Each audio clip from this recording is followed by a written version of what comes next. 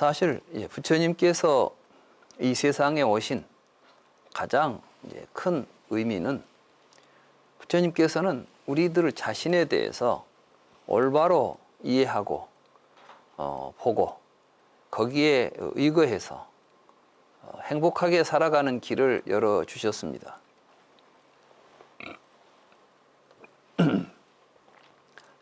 우리 인간들이 세상의 모든 것을 다 아는 것처럼 여러 가지 이제 지식들을 쌓아가고 있고 또 개발해 가고 있지만 정작 자기 자신에 대해서는 무지합니다.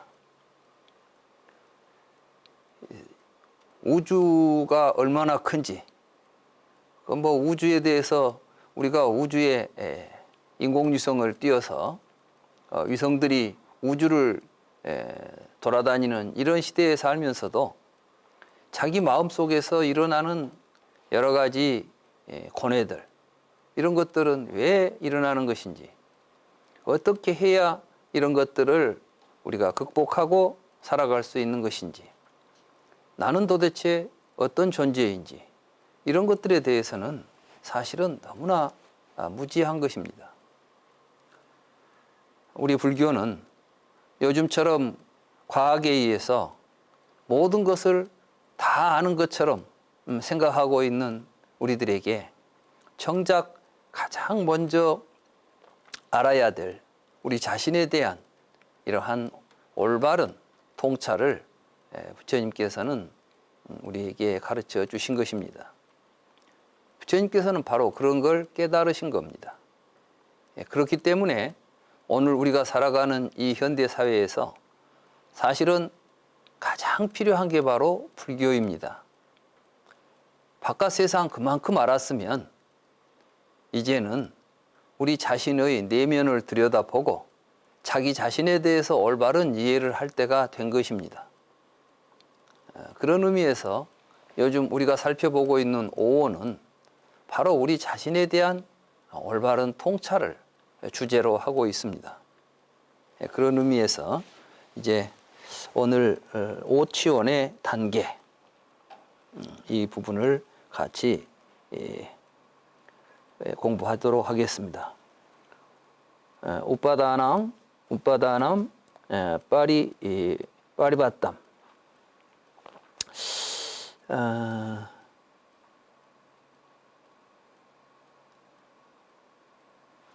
이게 이상하다.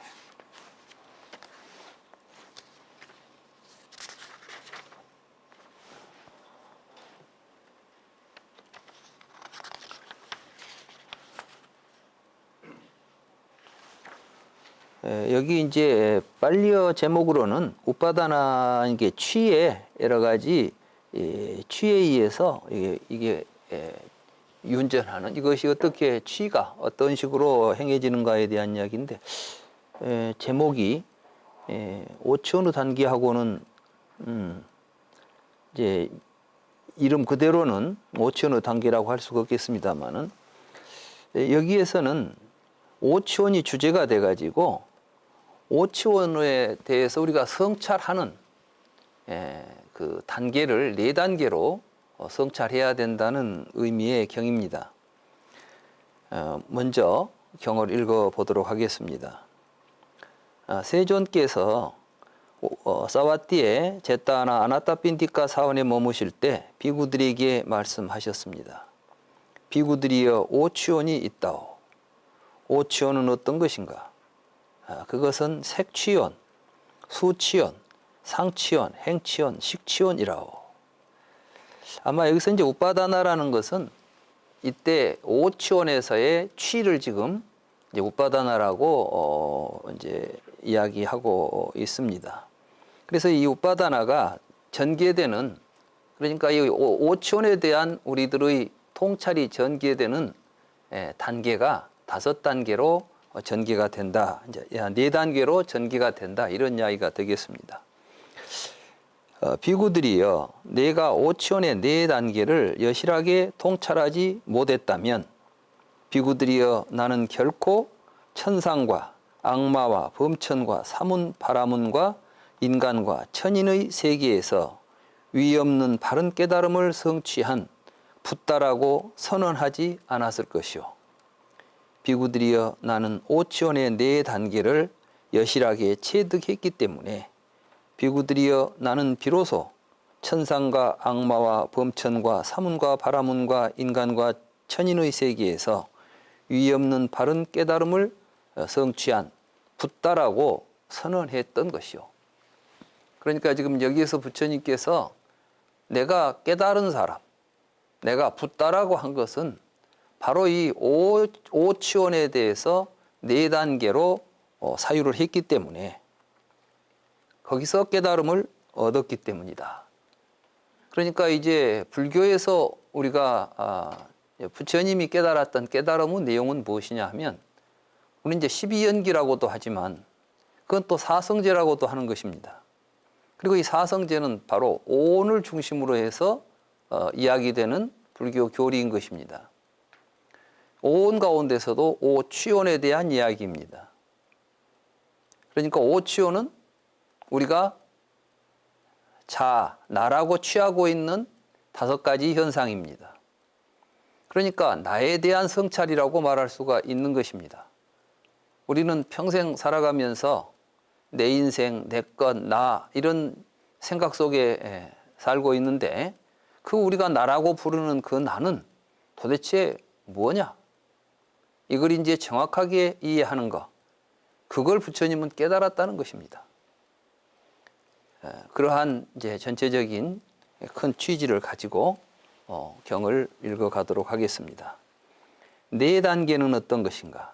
나는 우리가 자아라고 여기고 있는 몸의 형색과 느끼는 마음과 생각하는 마음, 유의를 조작하는 행위들, 분별하는 마음, 이게 이제 오온이죠. 오치온이죠. 이 오치온을 체득했다. 여기서 부처님께서 오치온을 체득했다는 말은 도대체 어떤 의미일까요?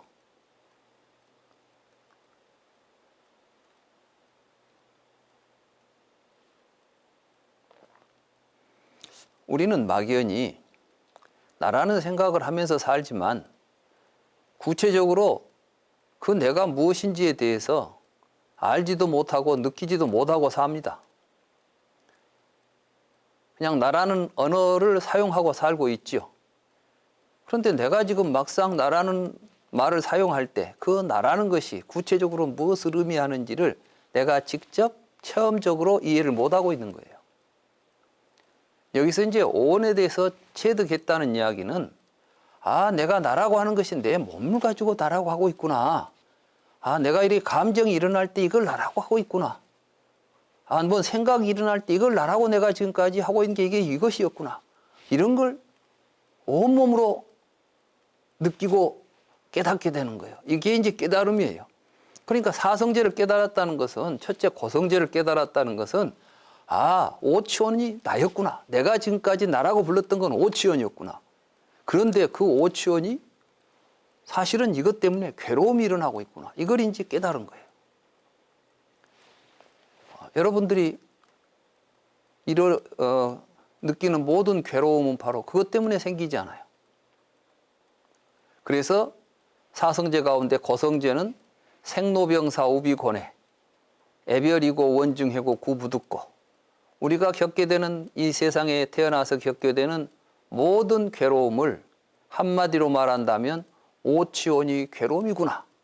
이렇게 자기가 온몸으로 사무치게 느끼는 걸, 이걸 보고 오온을 체득했다, 오치온을 체득했다 이렇게 말하는 것입니다. 그냥 오온에 대해서 이해했다 이 정도가 아니에요. 제 설명을 듣고 여러분들이 불교에서는 오온을 자아라고 하고 있구나, 자아로 취하고 있는 것을 오온이라고 하는데 그 오온은 색수상 행식이야, 뭐 이런 걸 우리가 누구 이야기를 듣고 이해했다고 해서 체득이라고 하지 않습니다. 그러니까 이제 우리는 항상 이 지점을 정확하게 체험적으로 자기 이해가 되도록 하기 위해서는 사실이 그런가 항상 삶 속에서 살펴봐야 됩니다. 이것이 첫 단계입니다. 불교를 공부하는 제일 이제 첫 단계는 뭐냐면 우리는 지금까지 바깥 세상을 향해서 저것이 갖고 싶다, 저것이 내 것이다 이런 생각에 사로잡혀 가지고 나에 대해서 돌아보지 않고 살았지요. 내가 나를 주장하고 내 것이라고 말하고 있지만 실제로 그렇게 말하고 있는 나는 무엇인가에 대해서 이제 생각을 자기 자신에게 돌려서 이런 걸 보고 이제 회광반조라고 그럽니다. 우리의 지혜의 빛을 뒤로, 회라는 것은 돌린다는 뜻이죠. 밖을 향해 있는 걸 이제 우리가 마치 서치라이트가 밖을 향해서 탁 비치고 있는데 그 불빛을 안을 향해서 비춰보라는 거예요. 너 자신을 향해서 비춰보자. 그러면 이제 뭐가 보여요? 아, 내가 나라고 부르는 게 나는 내가 바깥을 세상을 보고 있다고 해서 바깥만 보고 있었는데 그 바깥을 보고 있는 나는 뭐냐고 지혜의 불빛을 나를 향해서 비춰보니까 내가 나라고 부르는 건 5가지가 있었구나. 내 몸을 나라고 부르고 있고 내가 이 몸을 가지고 살아갈 때 감정이 일어나면 그걸 감정을 나라고 부르고 있었고 생각이 일어나면 그걸 나라고 부르고 있었고 어떤 의욕이 일어나면 그걸 나라고 부르고 있었고 내가 어떤 것을 인식하고 분별하면 그걸 나라고 부르고 있었구나. 이 5가지에 대해서 확실하게 바로 그렇구나. 그 밖에 나라고 부를 만한 것이 없구나. 이게 내가 나라고 불렀던 모든 것이구나. 이런 걸 우리가 이제 정확하게 이해하는 거. 그게 이제 체득입니다. 그 다음에 이게 근데 내 삶에서 모든 괴로우면은 이게 주인공이 되어 있구나. 태어날 때도 이놈이 태어난다고 생각하고 있었고 늙고 병들어 죽는 놈도 바로 오온이지요. 오온을 통해서 나는 내가 태어나서 늙고 병들어 죽는다는 생각도 하고 있는 것이고 사랑하는 자와 만나는 놈도 이놈이고 미운 놈과 헤어지는 놈도 이놈이고 원하는 것을 얻지 못하고 있는 놈도 이놈이다. 그러니까 이 오온이 바로 모든 괴로움이다. 이것 때문에 모든 괴로움이 여기서 발생한다. 이게 고성제입니다. 그러니까 불교의 고성제를 이해한다는 것 자체가 사실은 쉬운 일이 아닙니다. 이걸 완전하게 우리가 깨달았을 때 이제 우리의 삶은 그 괴로움의 문제를 해결하기 위한 길로 전환되게 되어 있습니다. 그게 이제 부처님을 따라가는 길에 선 것이죠. 이게 고성제입니다. 그리고 12연기로 말하자면 12연기의 유전문에 해당하는 것입니다. 유전문 가운데서도 이제 역관에 해당하는 것이죠. 생로병사가 왜 일어나는가 이런 걸 쭉 이렇게 더듬어 보니까 오온이라는 놈이 있어가지고 일어나고 있구나. 뭐 이 정도 우리가 이제 이해하게 되는 것을 제 1단계다 이렇게 말할 수가 있겠습니다. 4단계는 어떤 것인가? 우리가 나라고 여기고 있는 몸의 형색과 느끼는 마음, 생각하는 마음, 유의를 조작하는 행위들, 분별하는 마음을 체득하는 것이 첫 단계고 두 번째는 몸의 형색과 느끼는 마음, 생각하는 마음, 유의를 조작하는 행위들, 분별하는 마음의 쌓임을 체득했고 제가 이제 쌓임이라고 했는데 이게 이제 집이지요, 집. 이게 고집멸도할 때 집입니다. 그런데 이 오온이라고 하는 것은 본래부터 태어날 때 우리가 이 5가지를 실체적인 어떤 존재를 가지고 태어나는 게 아니라 우리의 삶 속에서 나라고 할 만한 것이 사실은 없음에도 불구하고 그걸 모르기 때문에 살아가면서 우리의 삶은 계속해서 나를 만들어내는 삶을 살게 됩니다. 이걸 보고 행위라고 부릅니다. 유의를 조작한다 이렇게 말하죠. 유의를 조작한다는 것은 중생들의 삶입니다.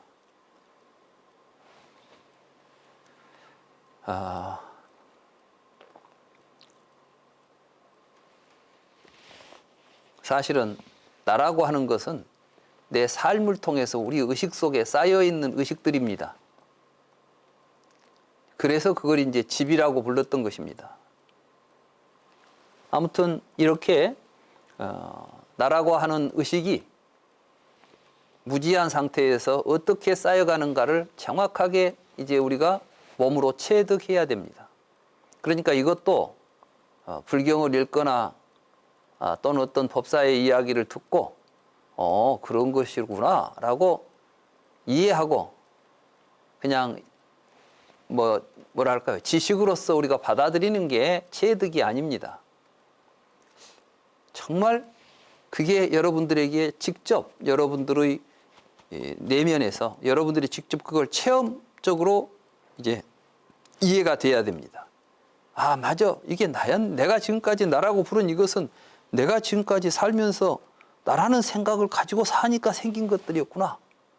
그래서 이제 행식, 병생, 육입, 촉수, 예취, 유, 생, 노사 이것이 괴로움이 쌓이는 과정입니다. 그래서 12연기를 이제 순관을 통해서 이때 관찰한다는 것은 그냥 명상만 하고 관찰하는 게 아니라 삶 속에서 체험적으로 그것이 통찰되는 과정을 12연기의 순관이라고 부를 수 있습니다. 그래서 무명을 연하여 행이 있고 식, 명생, 육입, 촉수, 예취, 유, 생, 노사가 있다. 이게 바로 이런 과정을 통해서 계속해서 나라고 하는 망상들이 사라지지 않고 커가고 있구나. 이런 망상들이 커가는 구조를 앞 시간에 우리는 식이 머물면서 증장한다. 이런 이야기 했었죠. 식이 머물면서 자라난다.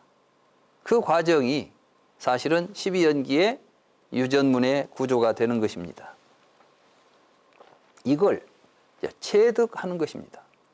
부처님은 체득해서 우리에게 알려줬으니까 귀로만 듣지 말고 듣고 나선 이걸 가지고 그런가 하고 직접 자기 자신을 계속 삶 속에서 통찰하고 살펴봐야 됩니다. 이걸 우리가 수행이라고 부르는 것입니다. 그러니까 불교 수행한다고 하면서 사성제 이야기도 모르고 12연기도 모르고 그냥 앉아서 명상하면 언제 깨달음이 올 것이다. 이렇게 앉아있는 건 이건 수행이라고 할 수가 없습니다. 그건 불교 수행이 아닙니다. 뭐 다른 수행이라고는 할 수 있겠지만 그래서 여기서는 이제 이 오치원이 어떻게 해서 쌓이고 있는지 우리 의식 속에 자아의식이 어떻게 해서 계속해서 커가고 있는지 그 자아의식이 쌓이고 있는 창고 역할을 하는 게 우리들의 식이라고 부르는 것이에요. 식. 그러니까 식이 증장을 한다. 우리 의식 속에서 그것들이 이제 커간단 말이죠. 그러게 이제 커가는 구조의 내용물들이 명색입니다. 명색. 이 명색이 쌓여가는 것이죠. 이 명색을 또 다른 말로 하면 오온이 다 명색인 것입니다.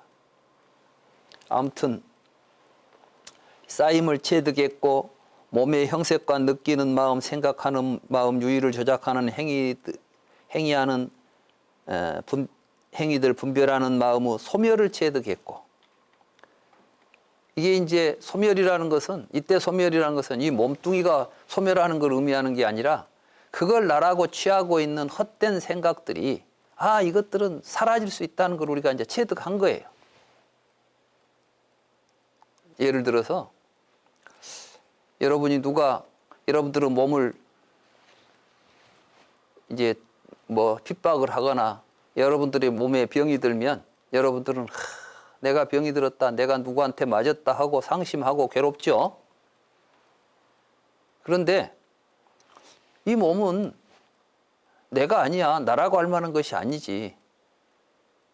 이렇게 생각해서 누가 잠시 내 몸을 핍박을 해도 그럼 뭐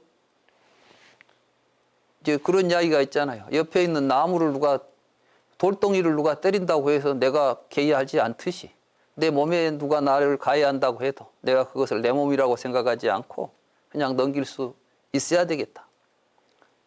누가 나를 욕하고 나에 대해서 비난을 했어도 내가 거기에 대해서 감정이 동요하지 않고 내 생각을 누가 부정해도 왜 너는 나를 그렇게 부정해? 이렇게 내가 이제 그런 반감이 생기지 않고 나라는 생각이 거기서 일어나지 않았을 때 우리는 그건 소멸할 수 있구나. 이런 걸 우리가 이제 체득하는 거예요.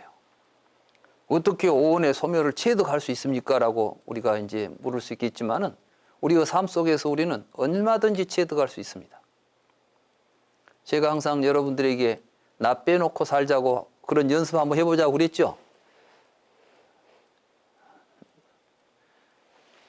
누구하고 어떤 이야기할 때, 갈등이 일어날 때도 나를 한번 빼놓고 그 자리에 한번 이제 그 대화 속에 참여하거나 다른 사람을 상대할 때 내가 있다는 생각을 빼고 한번 그 상황을 지켜보면서 살아보시라는 거죠. 그렇게 하면은 그게 쌓이지 않고 멸하는 거예요. 이러한 멸을 통해서 우리에게 뭐가 보이냐 하면은 정견과 정사유를 통해서 이게 이제 팔정도 과정이 그 멸의 과정이 팔정도라는 사실을 알게 돼요. 오온이 나라고 할 만한 것이 없기 때문에 나라는 생각을 빼고 말도 하고 행동도 하니까 이제 정견, 정사, 정의가 일어나는 것이죠. 정업도 하게 되는 것이죠. 이렇게 해서 우리의 마음이 편안해진 게 정정이에요. 이런 걸 우리가 이제 멸을 통해서 확인되는 게 도입니다. 그래서 그 도도 체득이 돼야 돼요. 이렇게 되니까 분명히 되는구나. 이렇게 살면 되는구나 하는 삶이, 내 삶이 내가 어떻게 살 것인가 하는 삶의 길이 여러분들에게 체득되는 걸 이제 팔정도의 체득이다 이렇게 말하는 것입니다. 그래서 소멸을 체득했고 몸의 형색과 느끼는 마음, 생각하는 행위, 생각하는 마음, 유의를 조작하는 행위들을 분별하는 마음의 소멸에 이르는 길을 체득했다고. 그러니까 부처님께서는 팔정도를 이제 체득하고 사성제를 체득하고, 이 사성제를 체득했다는 게 다른 말로 말하면 12연기의 유전문과 통찰문을 유전문과 환멸문을 통찰해서 깨달았다는 이야기입니다. 체득했다는 이야기입니다. 그러니까 12연기의 유전문이나 환멸문 또는 뭐 오온, 사성제 이런 것들은 이론이 아니라 우리가 직접 체득해야 될, 체득해서 깨달아야 될 내용입니다. 이걸 깨달음이라고 부릅니다. 그래서 부처님께서는 내가 이런 과정을 거치지 않았다면 내가 붓다라고 세상에 나서지 못했을 것이다. 다른 말로 말하면 우리도 이것을 정확하게 잘 이해하고 통찰해서 체득하시면 붓다와 다름없다. 우리 스스로 붓다라고 생각하고 살자는 것입니다. 살 수 있다는 것입니다. 어떤 사람들은 어떻게 감히 붓다라고 자기가 스스로 붓다라는 생각을 하고 산단 말이냐, 건방지다 이렇게 말할지 모르겠는데, 붓다로 깨달아서 사는 사람들은 건방지게 살지 않습니다. 지난 시간에도 제가 말씀드렸듯이 붓다로 산다는 것은 모든 존재를 평등하게 본다는 것이지 건방지게 다른 사람 앞에서 교만을 떨고 이렇게 사는 삶이 아닙니다. 내가 깨달았다. 나는 붓다다. 너희들은 중생이다. 이런 생각이 있으면 이건 아직 체득도 아니고 이해도 아니고 아무것도 아닌 거예요. 이건. 진정한 깨달음을 성취한 사람은 절대로 교만하지 않고 거만하지 않습니다. 그렇기 때문에 붓다로 살아가는 세상은 모든 사람들이 서로 같이 평등한 생각을 가지면서 사는 것을 의미하는 것이지 붓다와 중생이 차별된 세상을 이야기하는 것이 아닙니다. 지금까지 이 세상에 존재했던 모든 종교와 사상들은 다 인간을 차별화시켰습니다.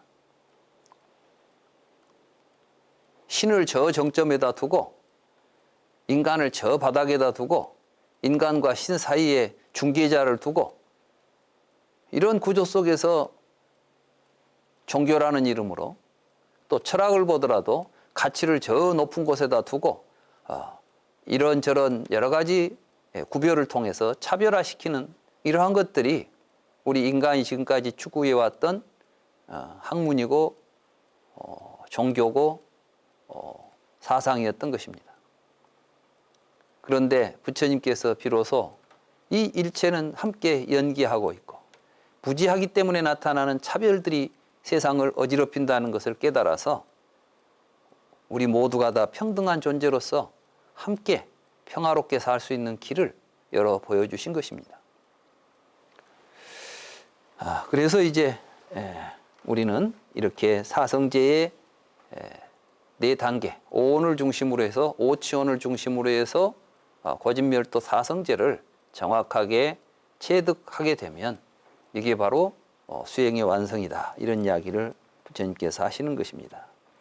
비구들이여 우리가 자아라고 여기는 몸의 형색이란 어떤 것인가?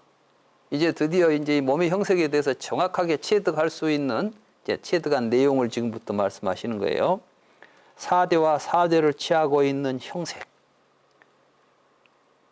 그러니까 지금 여기서 사대와 사대를 취하고 있는 형색인데 이걸 번역을 어떻게들 하고 또 해석들을 어떻게 했냐면 사대와 사대로 만들어진 형색이라고 했어요. 그리고 나서 이 루파, 이 형색을 또 뭐라고 해석을 했냐면 이건 물질이라고 해석을 합니다. 그러니까 지수와 풍 4대, 그것도 물질이고 지수와 풍 4대가 섞어져서 만들어진 것도 물질이고 이것이 오온의 색이다. 불교 교리가 이런 식으로 해석이 되니까 자기를 통찰해야 될, 말하자면 부처님의 가르침을 통해서 내 자신의 존재, 내가 도대체 어떤 존재인가, 내가 누군가를 이해하도록 부처님이 하신 말씀을 공연히 밖에 있는 뭐 돌덩어리, 뭐 쇳덩어리 이런 물질들을 갖다가 부처님이 설명한 내용인 것처럼 해석을 해버리니까 이게 불교 공부하는데 혼란이 올 수밖에 없고 이런 거 이야기 공부해가지고는 도저히 부처님이 말씀하신 괴로움의 해결의 문제하고는 아무 연관도 없는 복잡한 이론만 되어버린 것입니다. 지금도 우리 주변에서는 그걸 불교라고 공부하고 있는 분들이 계십니다. 그건 불교가 아닙니다. 지금 이 경에서 부처님께서 말씀하신 루파, 색이라고 하는 건 지금 물질 이야기를 하고 있습니까? 우리가 나라고 생각하고 있는데 몸을 지금 통찰하는 방법을 말씀하고 계십니까? 부처님께서는 이 몸이 네 몸도 아니고 너라고 할 만한 항구적인 너 자신이라고 할 만한 것이 아니라는 것을 이야기하기 위해서 사대라는 말을 쓰고 있는 것입니다. 이때 사대라는 것은 지수화풍인데 부처님께서는 이 사대를 사계의 의미로 사용합니다. 계와 대라는 것은 사실 의미상 굉장히 큰 차이가 있습니다. 인도 철학에서 사대는 그 자체가 다른 것과는 아무 상관없이 존재할 수 있는, 독자적으로 실체적으로 존재할 수 있는 네 가지 요소를 이야기합니다. 그래서 그걸 마하붓다라고 불렀던 거예요. 우리가 그걸 번역할 때 큰 대라고 부르죠. 근데 위대한 존재라는 뜻입니다. 위대한 존재라는 건 뭐냐면 생멸하지 않고 그 자체로서 독자적으로 존재하는 가장 근본적 실체라는 뜻입니다. 그런데 부처님께서는 그러한 실체는 없다는 것을 깨달으신 분입니다. 그런 분이 사대와 사대로 된 물질이다 해서 물질 자체를 어떤 물질적 네 가지 실체로 구성된 존재라고 이해하셨겠습니까? 근데 아비달마 불교에서는 그거를 사대로 되어 있다고 해서 물질이라고 색법이라고 부르고 색법은 우리가 생각하는 물질과 같은 개념으로 이해를 해버립니다. 거기다 이제 부처님께서 사대도 무상하다 하니까 사대도 무상하면 깨지고 사대도 유의법이니까 부서진다면 또 한번 부숴보자 해가지고 그걸 개념적으로 부숴서 만들어내놓은 개념이 극미라는 개념입니다. 그래서 이제 극미가 모여서 사대가 되고 사대가 모여서 물질이 되고 사실 부처님 말씀에는 극미라는 단어는 출연하지 않습니다. 근데 아비달마 불교 때 이걸 또 더 자세하게 부처님께서 하시지 않은 말씀까지 보태가면서 이론을 만들어낸 게 극미 이론이고 사대 이론이고 불교의 물질 이론인 것입니다. 그러나 그것은 부처님의 말씀이 아니라 아비달마 때 만들어진 이론인 것입니다.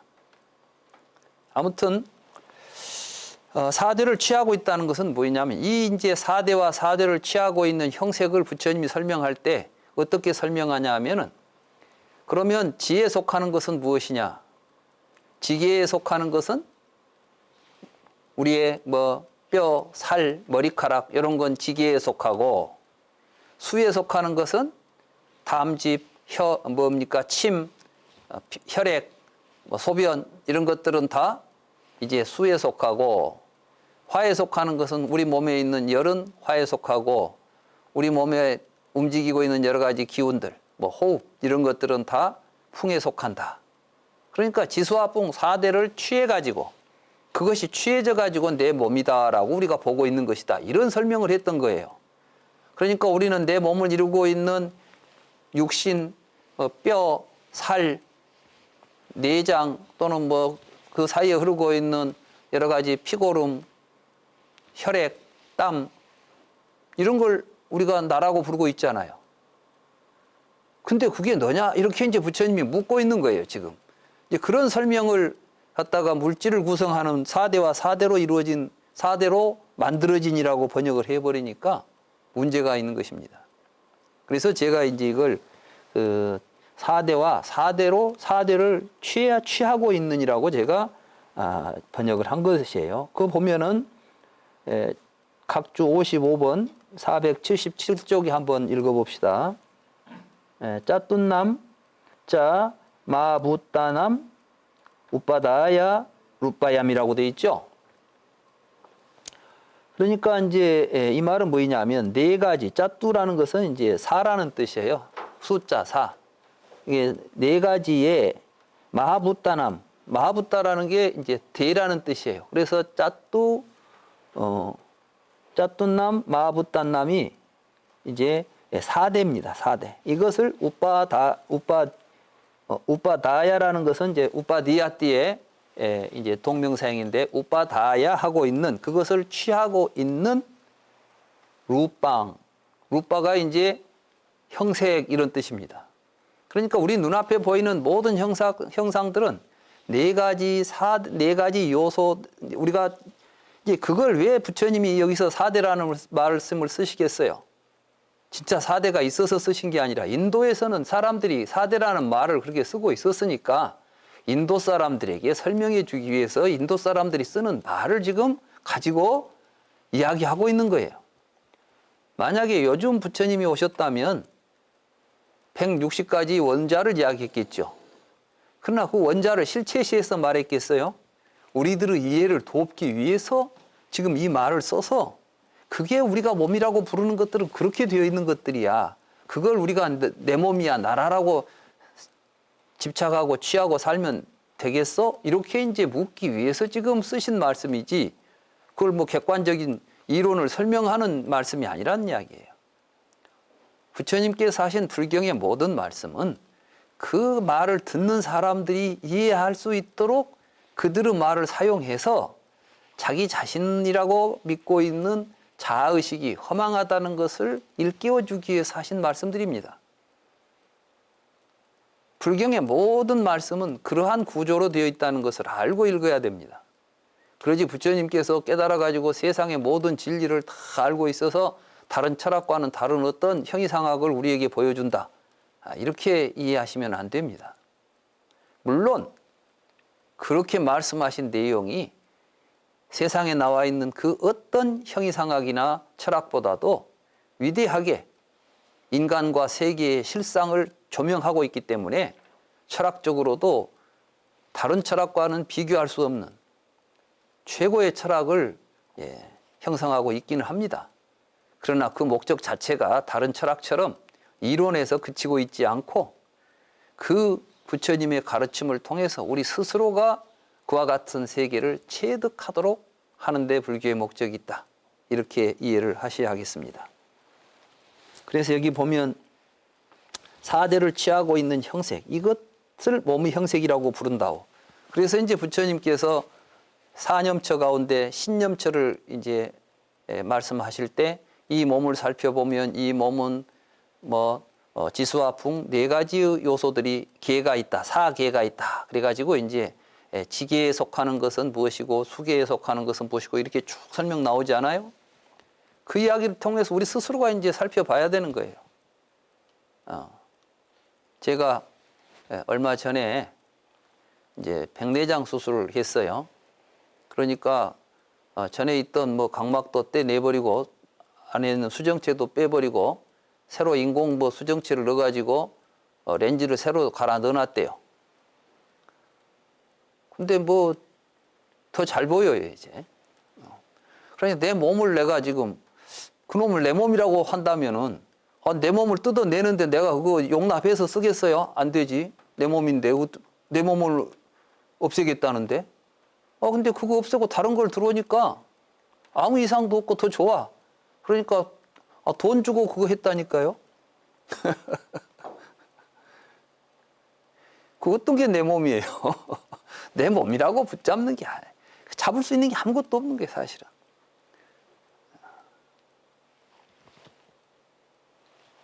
그게 이제 뭐냐면은 우리 몸이라고 우리가 하는 것들은 이런 것들이 이렇게 모여가지고 있는데 그걸 우리가 취해가지고 내 몸이라고 우리가 붙잡고 있는 것이니까 그걸 나라고 생각하지 말라. 이 말씀을 하기 위해서 4대와 4대를 취하고 있느니라는 말씀을 지금 이제 하시는 것이라는 걸 이해해야 되겠습니다. 그 다음은 근데 이걸 몸의 형색이라고 부르는 거예요. 그러니까 우리가 그걸 보고 이제 룻바다 이렇게 부르고 있는 것이죠. 이게 룻바라는 것은 우리가 부르는 명칭이다 이런 뜻이에요. 그래서 이제 항상 보면 부처님께서는 우리가 그걸 실체시해 놓은 것을 보고 이러이러한 상태에 있는 것을 우리가 그런 이름을 붙여서 부른단다 이런 식으로 설명을 해요. 이 문법적으로 이제 이 표현 자체가 부른다라는 말이 상당히 의미가 있습니다.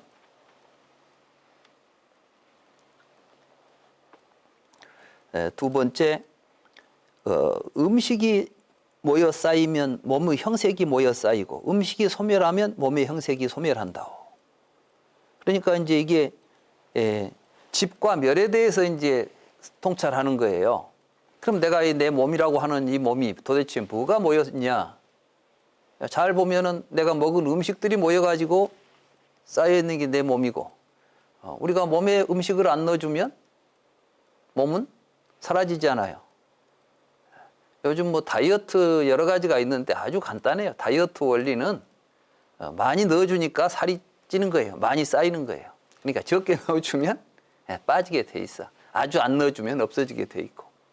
근데 여기서 이제 사실 여기에서 이런 통찰은 상당히 이제 초보적인 통찰입니다. 이 몸의 형태들을 지금 가지고 이제 이야기하는 것이고, 더 이제 깊이 들어가면 이것들이 의식적으로 어떻게 쌓이는가에 대한 이야기는 더 이제 깊은 통찰이 있어야 되겠습니다만은, 아무튼 이 몸은 우리들의 형색으로 드러난 몸이니까 이 드러난 몸을 보더라도 음식이 들어갔다 나왔다 하면서 생긴 것이 내 몸인데 그걸 가지고 내 몸이 태어나서 죽을 때까지 내 몸이 있다라고 할 만한 몸이 없잖아요, 사실은. 그렇죠? 여러분들이 태어나서 지금까지 먹은 음식은 얼마나 많은 음식을 먹었어요. 계산이 안 될 거예요. 우리가 별로 안 먹는 줄 알았더니 하루에 먹는 양을 보니까 이게 보통 양이 아니더라고. 근데 그걸 하루도 빼지 않고 지금까지 우리는 몇십 년씩 먹어왔지 않습니까? 그 몸 다 여러분들 몸 된 걸 다 쌓아놨으면 아마 뭐 큰 집채보다도 더 큰 몸뚱아리가 있어야 돼요. 그게 여러분들 몸이라고 생각합니까? 빠져나가 버린 건 내 몸 아니죠. 여러분들이 그 가운데 딱 잡고 있는 놈, 나라고 생각으로 취하고 있는 놈만 내 몸이에요. 그런데 우리는 네 몸을 잘 살펴봐라. 그러면 음식물이 쌓이고 사라지고 있지 않냐. 그걸 어찌 네 몸이라고 하겠느냐. 이런 걸 통찰하는 게 이제 집과 멸을 통찰하는 겁니다. 여기에서 정견이 생겨서 삶을 우리가 바로 끌어나가는 걸 보고 팔정도라고 부르는 거예요. 그래서 이제 멸도는 무엇이냐. 거룩한 팔정도, 즉 바른 견해, 바른 의도, 바른 말, 바른 행동, 바른 생계, 바른 정진, 바른 주의 집중, 바른 선정, 이것이 몸의 형색의 소멸에 이르는 길이라고. 그래서 이제 내가 이 몸을 나라고 생각하는 이 헛된 망상을 지우려면 바른 생각을 가지고 우리가 삶 속에서 끊임없이 이 몸을 통해서 일어나는 나라고 하는 생각을 우리가 지워가면서 살다 보면 그러한 몸을 나라고 생각하는 생각으로부터 벗어날 수가 있다. 이런 이야기입니다. 어제는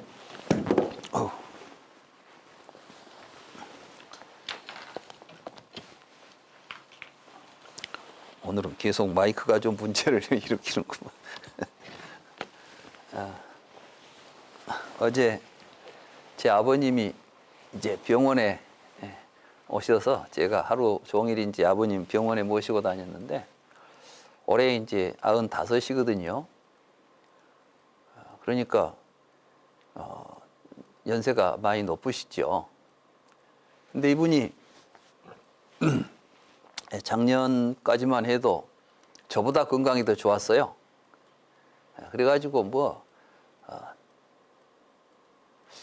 마치 본인은 안 돌아가실 것처럼 그냥 아주 굉장히 자신감이 많이 넘치시더라고요. 그런데 이제 작년에 이 심장 판막에 이제 노쇠 현상이 있죠. 나이를 많이 먹었으니까 이제 심장도 오랫동안 뛰다 보니까 이제 한쪽이 좀 고장 났을 거 아니에요. 심장 판막에 이상이 있다 그래가지고 이제 심장 판막을 새로 이제 교체를 했어요. 그런데 요즘은 뭐 수술 안 하고 그냥 뭐 시술로 한다고 해가지고 그걸 이제 했습니다. 그리고 나니까 그것만 한 게 아니라 이제 그거 하면서 또 뭐 늑막이 또 문제가 생겨가지고 또 결핵성 늑막염이 생겼다 해가지고 이제 두 치료를 같이 하시고 올 또 몇 달 전에 또 코로나까지 한번 거치고 나니까 거의 이제 걸음도 제대로 못 걸고 힘들어 하시는 거예요. 근데 이 불교 공부를 안 하신 어른이라 이제 불교 공부를 딱 하셨으면 몸이 이제 늙어가는구나 이게 딱 통찰하고 해야 되는데 전에는 그렇게 막 자신만만하시던 분이 이제는 굉장히 의기소침하셔가지고 좀 불안하신가 봐. 그러니까 자기가 건강할 때는 전혀 뭐 그런 거 다른 사람 뭐라 하면 전에는 심지어는 뭐라 했냐면 나이가 들어서 뭐 80 먹고 90 먹어가지고 암이 걸린 건 축복이지 막 그러시더라고. 죽을 때 죽도록 암 걸리는 건 이제 죽으라는 것이니까 나이 많이 먹어가지고 죽게 된 건 축복이라고 막 그렇게 말씀하시던 분이 막상 자신에게 탁 막 이제 병이 오고 힘들어지니까 굉장한 이제 정신적인 타격을 받더라고요. 그냥 겉으로 건강할 때 한 소리는 다 헛소리예요. 막상 닥쳐 봐야지요. 지금 우리가 여기서 불교 공부하면서 뭐 생로병사 별소리 해봐도 이렇게 가지고는 자기가 지금 제대로 체득이 됐는지 모릅니다. 정말 눈앞에 죽음이 오고 내 몸이 무너져 내리는 것을 자기가 직접 보면서도 전혀 동요함이 없이 이게 다 흘러가고 무상한 몸이기 때문이다. 이건 내 몸이 아니었다. 이렇게 생각하고 거기에 움직이지 않을 수 있는 삶이 몇이나 되겠어요. 그래서 제가 그걸 보면서 저도 많이 느꼈습니다.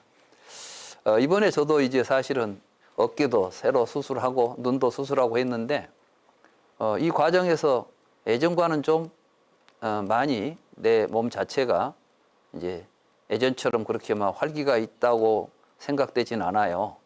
그래서 이제 그때 또 다시 한번 느끼게 됐죠. 무상이구나.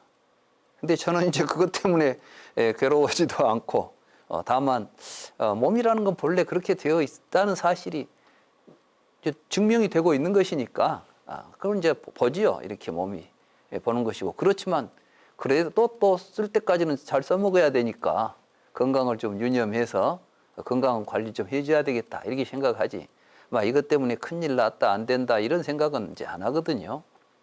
근데 사실 우리가 우리 의식 속에서 오온을 취하지 말고 취하지 않는 것이 중요해요. 이제 그렇게 하기 위해서 이런 공부들을 하는 거예요. 근데 친구들 요즘 이제 모두 이제 70에 접어드니까 우리 친구들도 나이가 꽤 많을 텐데 같이 이렇게 이제 만나서 이야기를 해보면은 이런 데 관심이 아무도 없어. 지금도 뭐 어디 주식 하면 뭐가 된다고 해서 누가 돈을 벌었다 하면 막 그런 데 혹하지. 내가 그래서 우리들의 삶이 그렇습니다. 진실로 이제 자기 자신에 대해서 바르게 이해하고 이런 흔들리지 않고 살아가는 이 삶의 길을 찾는다는 것이 누구에게나 열려 있지만 누구나 할 수 있지는 않습니다. 지혜 있는 사람이 아니면 사실은 이 공부는 하기가 참 어렵습니다. 특히 요즘같이 유혹이 많은 시대에 돈만 있으면 뭐든지 다 된 것처럼 보이는 이 시대에는 사람들이 더더욱 이 불교 공부하기가 어렵습니다. 그래서 그런 이야기가 있습니다. 천상세계에서는 부처님이 안 나온대요. 복을 더 많이 지었으니까 천상세계에 더 복 있는 사람이 많이 갔으니까 부처님이 거기서 많이 출연해야 되는데, 이제 물론 부처님이 하신 말씀은 아니고 뒤에 이제 대승불교권에 이제 대승불교가 발전하면서 후대에 나온 이야기긴 하지만 이런 이야기가 있습니다. 오직 붓다가 나올 수 있는 곳은 인간 세상이에요. 그래서 부처님이 도솔천에 계실 때 보살로 계셨지만 성불은 인간 세계에 내려와서 하셨죠. 미륵보살도 지금 도솔천에 계시지만 성불하려면 내려와야 된대요. 왜 그러냐 그랬더니 거기는 너무 재미가 있어가지고 괴로움이 별로 안 보여. 그러니까 즐거움을 누리니라고 이 괴로움을 벗어날 생각을 안 하는 거예요. 사실은 근본적인 괴로움은 해결 못 해놓고 있으면서도 표면적인 즐거움에 취해 있다는 겁니다. 그 이야기가 또 여기서도 좀 이따 비슷한 이야기가 나오겠습니다만은. 그런데 이제 정말 세상 사람들의 눈에 볼 때 만족스럽고 행복한 것처럼 보이는 삶 속에서도 이 속에 괴로움이 들어있다. 이건 근본적으로 재앙이 있다고 그걸 깨닫고 거기를 벗어날 길을 찾는다는 것은 보통 지혜로운 사람이 아니면 안 되는 일입니다. 우리 지금 같이 공부하시는 우리 붓다나라 회원 여러분들께서는 다른 건 몰라도 내가 돈도 없고 뭐 아무것도 없을지는 몰라도 그래도 세상 사람들보다는 밝은 지혜는 있다. 이거는 확신하십시오. 이 공부를 하고 있다는 것 자체가 굉장한 지혜 있는 사람들이 아니면 이 공부 자체가 사실은 의미 있게 보이지도 않을 겁니다. 이 좋은 봄, 5월 좋은 날 지금 어디 놀러 다니면서 즐기기도 아까운 시간에 그 뭐 앉아서 뭐 나무 이야기 듣고 앉았으면 뭐해 이런 생각이 들 수밖에 없습니다. 그러니까 여러분들 스스로 우리가 그래도 지혜는 있다는 것을 가장 소중한 지혜를 가지고 있는 우리 불자라는 것에 대해서 항상 자부심을 느끼시기 바랍니다. 비구들이여, 우리가 자라고 여기는 느끼는 마음이란 어떤 것인가? 비구들이여, 6 느낌의 체계, 즉 시각 접촉에서 생긴 느낌, 시각 접촉에서 생긴 느낌, 후각 접촉에서 생긴 느낌, 미각 접촉에서 생긴 느낌, 신체 접촉에서 생긴 느낌, 마음 접촉에서 생긴 느낌, 비구들이여 이것들을 느끼는 마음이라고 부른다오. 그러니까 우리가 나의 감정이라고 우리가 부르고 있는 것들은 알고 보면 우리는 6가지 지각활동을 하지요. 눈으로 보고, 귀로 듣고, 코로 냄새 맡고, 맛보고, 만지고, 생각하면서 우리는 이제 살아요. 이렇게 사는 가운데 촉이 일어나는 거예요. 촉이. 근데 이 촉이라는 게 사실은 여기서는 간단하게 6가지로 이야기했지만은 부처님은 이 또 촉을 설명하기 위해서 이제 3사화합이다 이런 이야기를 했죠. 우리들의 의식 속에 의식이 형성되고 그 형성된 의식을 바탕으로 해서 지각이 일어나면 이전에 우리가 이미 형성된 의식의 내면에서 새로운 지각을 통해서 나타나는 현상이 촉입니다. 그냥 눈으로 보고 촉이 그 자리에서 일어난다고 하는 것은 이제 잘못된 생각이에요. 근데 아비달마 불교는 그걸 이해를 못하니까 우리한테 있는 의식이 눈을 통해서 바깥의 대상을 보면 촉이라고 불러버려요. 물론 그걸 촉이라고 불러요. 근데 사실은 그건 공간에서 일어나고 있는 사건이 아니에요.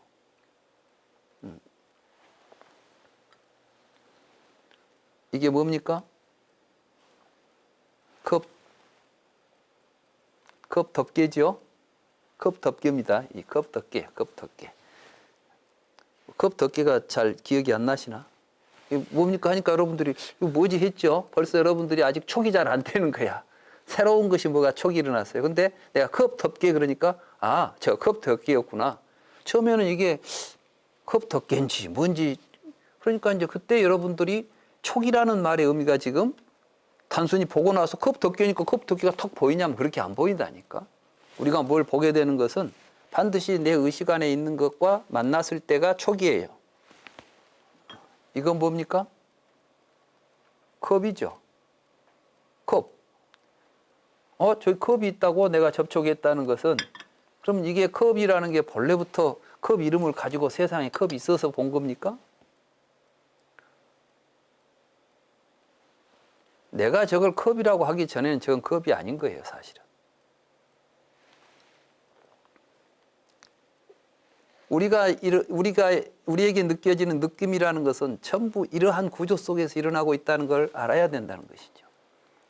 그러니까 사실 여기서 하고 있는 이 경의 내용들은 가볍게 이야기는 진행되고 있지만 그 내용 하나하나를 내가 체득하고 직접 성찰하기 위해서는 어마어마한 깊은 통찰이 필요합니다. 그것을 제대로 볼 수 있도록 하기 위해서 마음을 모으는 걸 삼매라고 부르는 것입니다. 그러니까 깊은 삼매가 아니면은 촉이 어떻게 전개되고 있는지, 촉이 어떤 현상인지가 우리에게 보이지 않는 것입니다. 그러니까 벌써 부처님께서 당신이 지금 이런 과정을 거쳐서 4단계를 통해서 깨달았다는 말씀 속에는 이제 그걸 우리에게 지금 그대로 말씀하신 것이니까 이 과정 자체가 어마어마한 깊은 삼매 속에서 부처님이 체득하신 이야기고 우리가 이걸 제대로 체험하기 위해서는 그렇게 집중해서 자기 자신의 의식에서 일어나고 있는 현상들, 내가 매사에 뭘 접할 때마다 내가 지금 왜 저것이 나에게 기분 좋은 내용으로 나에게 인식이 되는가, 이런 것들을 이제 잘 느껴야 되는 것입니다. 그러니까 우리는 촉을 통해서 뭐가 생긴다고요? 감정이 일어납니다.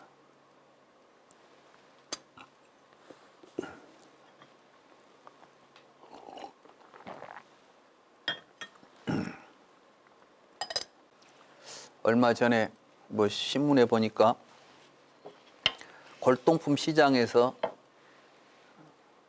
뭐 몇백 불 주고 산 뭐가 동상이 뭐 로마 시대 때 뭔 동상이래요. 뭔 조각이래요. 이제 그게 저쪽 유럽에서 이제 로마 시대 때 만들어진 동상이 있었는데 뭔 조각이었어요, 조각. 근데 그걸 미군이 아마 이제 어디서 가지고 이제 미국으로 가가지고 뭔지도 모르고 그냥 가지고 있다가 골동품 시장에 누가 갖다 놓고 팔았던 모양인데 그걸 사가지고 와서 보니까 좋은 것이었어요. 근데 처음에 100불 주고 샀을 때는 100불짜리였겠죠? 왜냐하면 내가 100불이라고 알고 있는 것이니까. 그렇지만 이제 그 뒤에 이게 로마 시대 때다 해가지고 새로운 내용으로 이제 저게 나왔어요. 그러면은 그때 저걸 보고 느끼는 느낌이 같겠어요? 다르겠어요? 우리가 촉이라는 것은 이렇게 단순하게 공간에서 일어나고 있는 대상과의 접촉이 아니라 내 의식의 내용들이에요. 그러니까 이제 이걸 보고 불교에서는 만법 유식이다. 오직 우리들이 분별만이 있다. 이런 이야기. 이 만법 유식이라고 하는 유식 무경이라고 하는 말도 굉장히 많이 오해되고 있어요. 유식이라고 할 때 유식은 그 식이 그냥 식이라는 존재만 있고 밖에 있는 건 없고 안에 마음만 있다, 그런 이야기가 아니에요. 이때 유식이라고 할 때 식은 사실은 마음이라는 우리들이 말하는 위냐나라는 뜻이 아니라 위진야뿌띠, 말하자면 뭐냐면 분별이란 뜻이에요. 그러니까 내가 바깥에 뭐가 있다는 거 우리들의 분별된 내용이다, 이런 뜻이지 마음에 식이 있고 바깥에는 대상이 없다는 이야기가 아니에요. 나의 분별만 있을 뿐이다, 이런 뜻이에요. 그 분별이 어떻게 일어나느냐? 바로 이 촉을 통해서 이제 이런 분별들이 벌어지는 것이죠.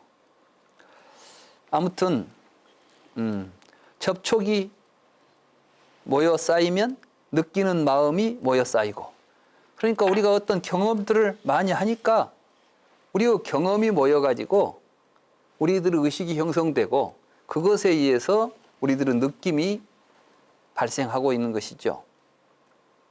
제가 자주 이제 비유던 이제 이야기가 있죠.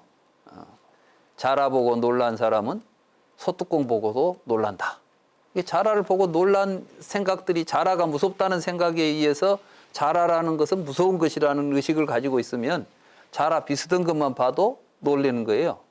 우리 한국 사람들은 빨간색만 봐도 놀래죠.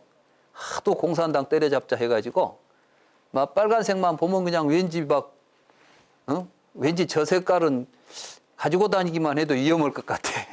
이런 생각이 들잖아요.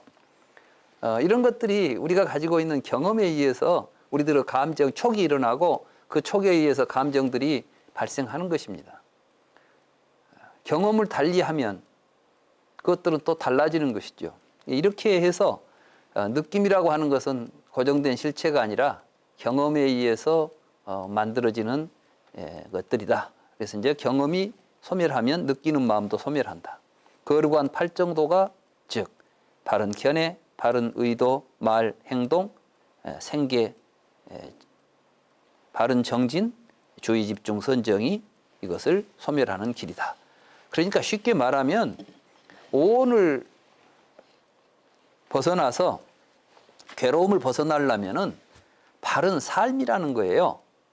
팔정도를 우리가 수행이라고 하는데 팔정도 수행을 보면은 결국 우리들의 삶이지 않습니까? 바른 생각을 가지고 말하고 행동하고 직업을 바른 직업을 가지고 생계를 유지하면서 항상 주의 집중을 하고 마음을 항상 고요하게 가지고 살아가라. 그러면 그런 건 다 사라진다. 이런 거 아니에요. 이 수행이 뭐가 그렇게 뭐 어디 꼭 산꼭대기에 올라가서 해야 될 거예요. 뭐 다른 거 아니라니까. 부처님 수행법은 이런 거예요. 그러니까 사실은 우리가 삶 속에서 우리가 실천해야 될 내용입니다. 삶을 떠나서 불교 수행을 한다고 생각하지 마십시오. 여기도 보면은 정명이라고 있죠. 정명. 이게 바로 바른 생계. 생활 잘하면서 살아라. 바른 생활입니다. 바른 생활. 비구들이여 우리가 잘하고 여기고 있는 생각하는 마음이란 어떤 것인가. 비구들이여 6가지 관념의 체계가 있다. 즉 형색에 대한 관념, 소리에 대한 관념. 우리는 이제 눈으로 뭘 보면 그 본 대상에 대해서 이제 이 관념들이 하나씩 생겨요. 붉은색이다, 노란색이다, 저것은 책상이다, 의자다 이런 이제 여러 가지 생각, 관념들이 쌓여 있어요. 이것들이 바로 이걸 가지고 우리는 이제 생각하게 되는 겁니다. 그래서 형색에 대한 관념, 소리에 대한 관념, 냄새에 대한 관념, 맛에 대한 관념, 촉감에 대한 관념, 법에 대한 관념, 이것들을 생각하는 마음이라고 부른다고. 첩촉이 모여 쌓이면 생각하는 마음들이 모여 쌓이고, 그러니까 이것도 촉에 의해서 계속해서 이제 관념도 모인다는 것입니다. 아까 우리가 감정도 모이고, 그래서 촉으로부터 수, 상, 사가 나온다 이렇게 이제 경에서는 또 설명도 하지요. 촉에서 수상사가 나오는데 그 다음에 유의를 조작하는 행위들, 이것도 촉에서 나옵니다. 자, 비구들이여 우리가 잘하고 여기고 있는 유의를 조작하는 행위들이란 어떤 것인가? 6 의도의 체계, 형색에 대한 의도. 우리가 어떤 의도를 갖는 것도 눈으로 보고 보이는 형색에 대해서 저건 좋은 게 저 가져야지, 저걸 내가 뭐 사야지, 저건 버려야지, 이런 생각들을 이제 일어나잖아요. 귀로 듣고 코로 냄새 맡고. 그러니까 우리들의 의도는 항상 밖에 있다고 여겨지는 어떤 것들에 대해서 우리가 갖게 되는 의도가 됩니다. 그런 것을 이제 촉으로부터 나온다. 그래서 촉이 모임, 우리들의 경험을 통해서 이것들도 쌓이고 있다는 것입니다. 그러니까 이제 우리가 오온이라고 부르는 오온은 사실은 이제 촉을 통해서 느낌과 생각과 의도들이 발생하는데, 이 촉은 그래서 우리가 어떤 지각 활동을 할 때 이 촉에 의해서 밖에 있는 어떤 것을 무엇인가가 밖에 있다. 다시 말해서 그러한 이름과 형태를 지니고 밖에 뭐가 있다라는 생각이 일어나는 자리를 촉이라고 그래요. 아까 제가 이게 뭡니까 하니까 여러분들이 이걸 보고 뭐라고 그랬어요? 컵이다고 불렀죠? 바로 컵이다고, 컵이 있다라고 지금 느끼고 있는 거예요. 그러니까 저 있는 것에 대해서 이제 저 있는 것이 내 마음에 들면 기분이 좋다는 느낌이 일어나죠. 이게 나에게 별로 기분이 안 좋을 때는 안 좋다는 생각이 일어나죠. 또 이걸 가지고 저건 크기가 이렇네 저렇네 하고 자기 나름대로 생각도 하게 되고 이것에다 의도를 갖게 되면은 이제 이걸 보고 사라고 부르는 거예요.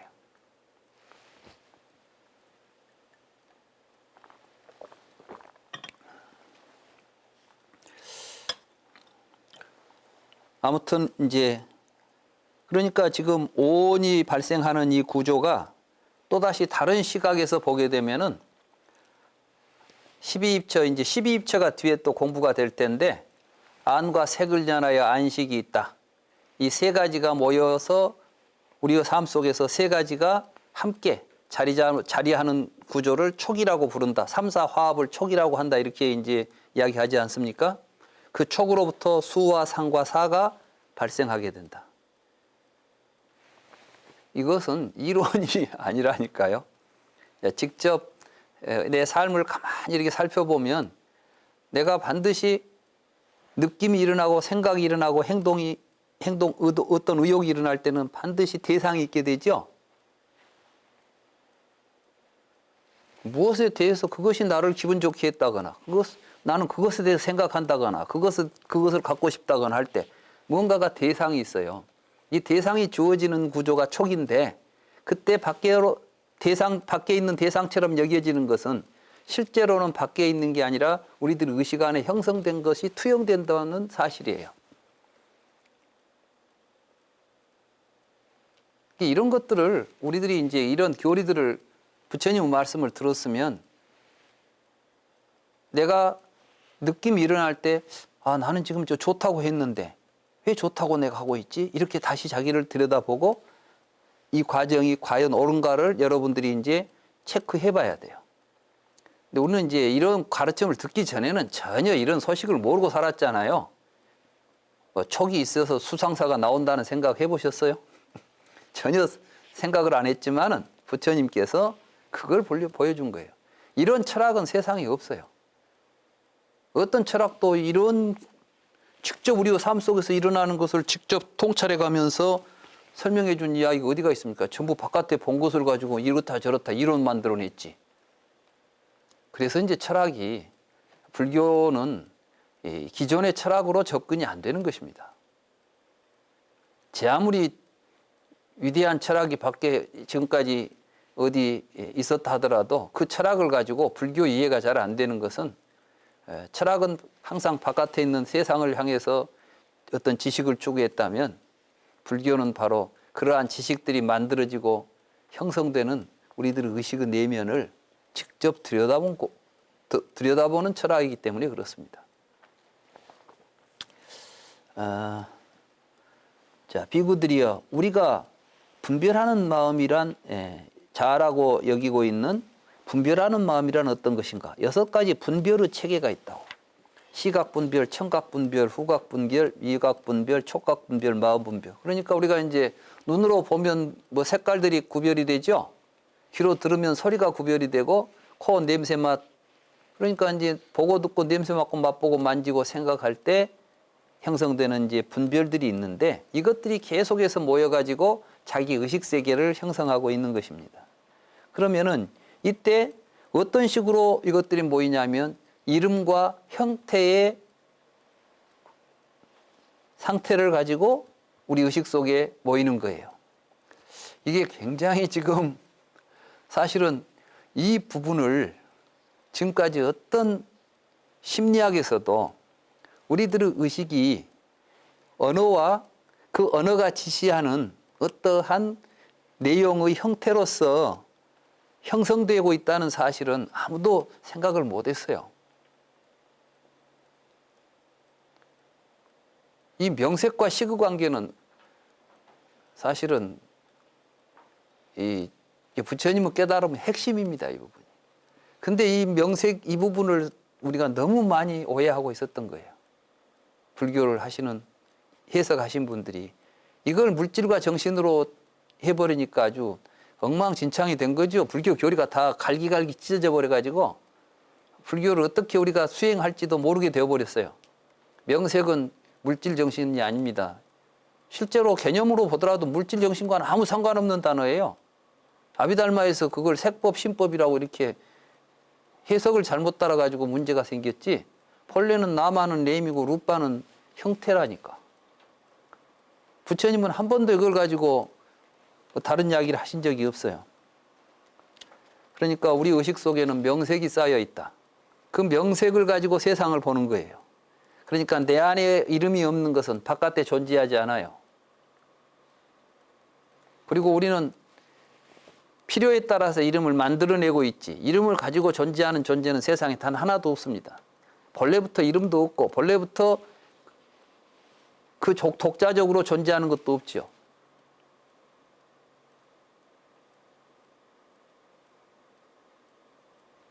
이 세상에는 색깔이 몇 가지나 있어요. 색에 대한 단어 수만큼의 색깔이 있습니다. 아직 이제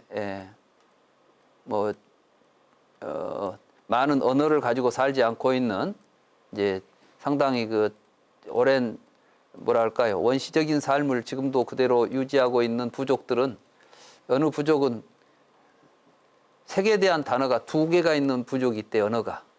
그게 뭐냐면 검은색, 흰색이래요.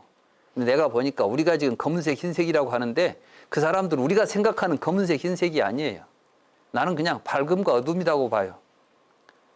밝은 색과 어두운 색을 구별했지 흰색, 검은색으로 보진 않았을 거예요.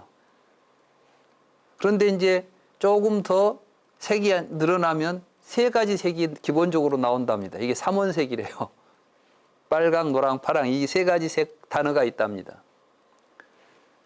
이제 색감이 점점 더 색깔 언어가 많아지게 되면 이제 보통 동양에서는 5색 그랬죠. 이제 서양에서는 7가지 색깔이라고 하잖아요. 7색, 무지개를. 근데 사실은 무지개가 인간이 볼 수 있는 모든 색이에요. 왜냐하면 이게 이제 가시광선, 자외선과 적외선 사이에 있는 가시광선이 스펙트럼으로 벌어져 있고, 그 사이에 있는 모든 색은 사실은 경계선이 없이 전개됩니다. 이런 걸 보고 우리는 이제 뭐라고 합니까?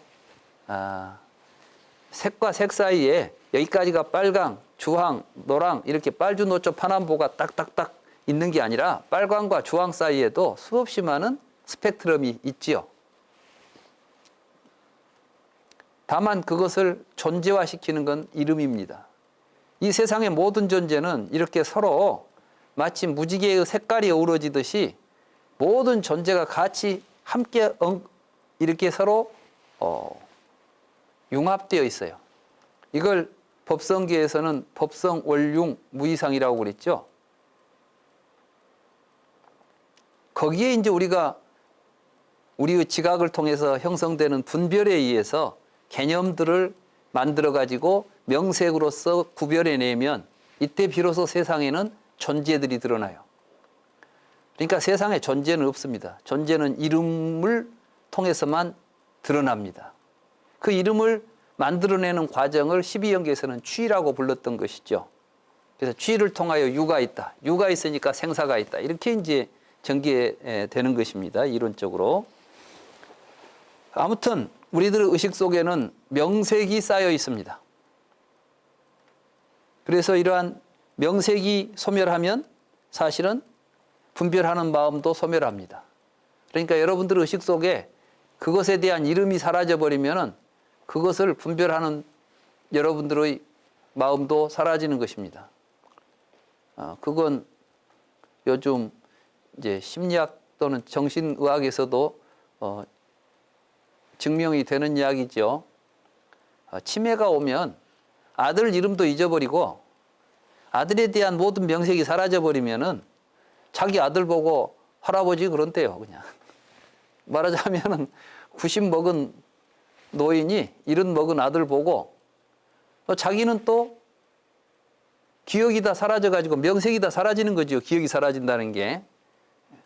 10살 때까지 기억을 못하면은 자기는 10살 백이래요, 자기가. 노인이 자기가 10살이라고 생각하고 자기보다 나이가 많아 보이면 막 언니 뭐 아저씨 막 그런다는 거예요. 사실이잖아요.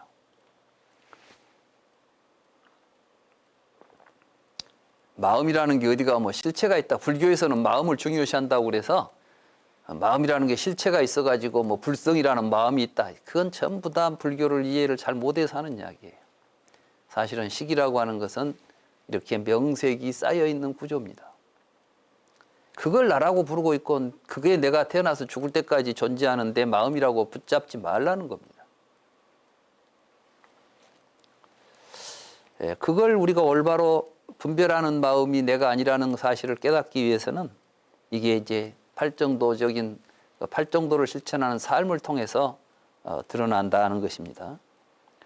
비구들이여 사문이든 바라문이든 누구라도 이와 같이 우리가 자아라고 여기는 몸의 형색과 느끼는 마음, 생각하는 마음, 유의를 조작하는 행위들, 분별하는 마음을 체득하고 이와 같이 몸의 형색과 느끼는 마음, 생각하는 마음, 유의를 조작하는 행위들, 분별하는 마음의 쌓임을 체득하고 또 이것들의 소멸을 체득하고 소멸에 이르는 길을 체득하여 몸의 형색과 느끼는 마음, 생각하는 마음, 유의를 조작하는 행위들을 분별하는 마음에 실증을 내고 탐욕을 소멸하여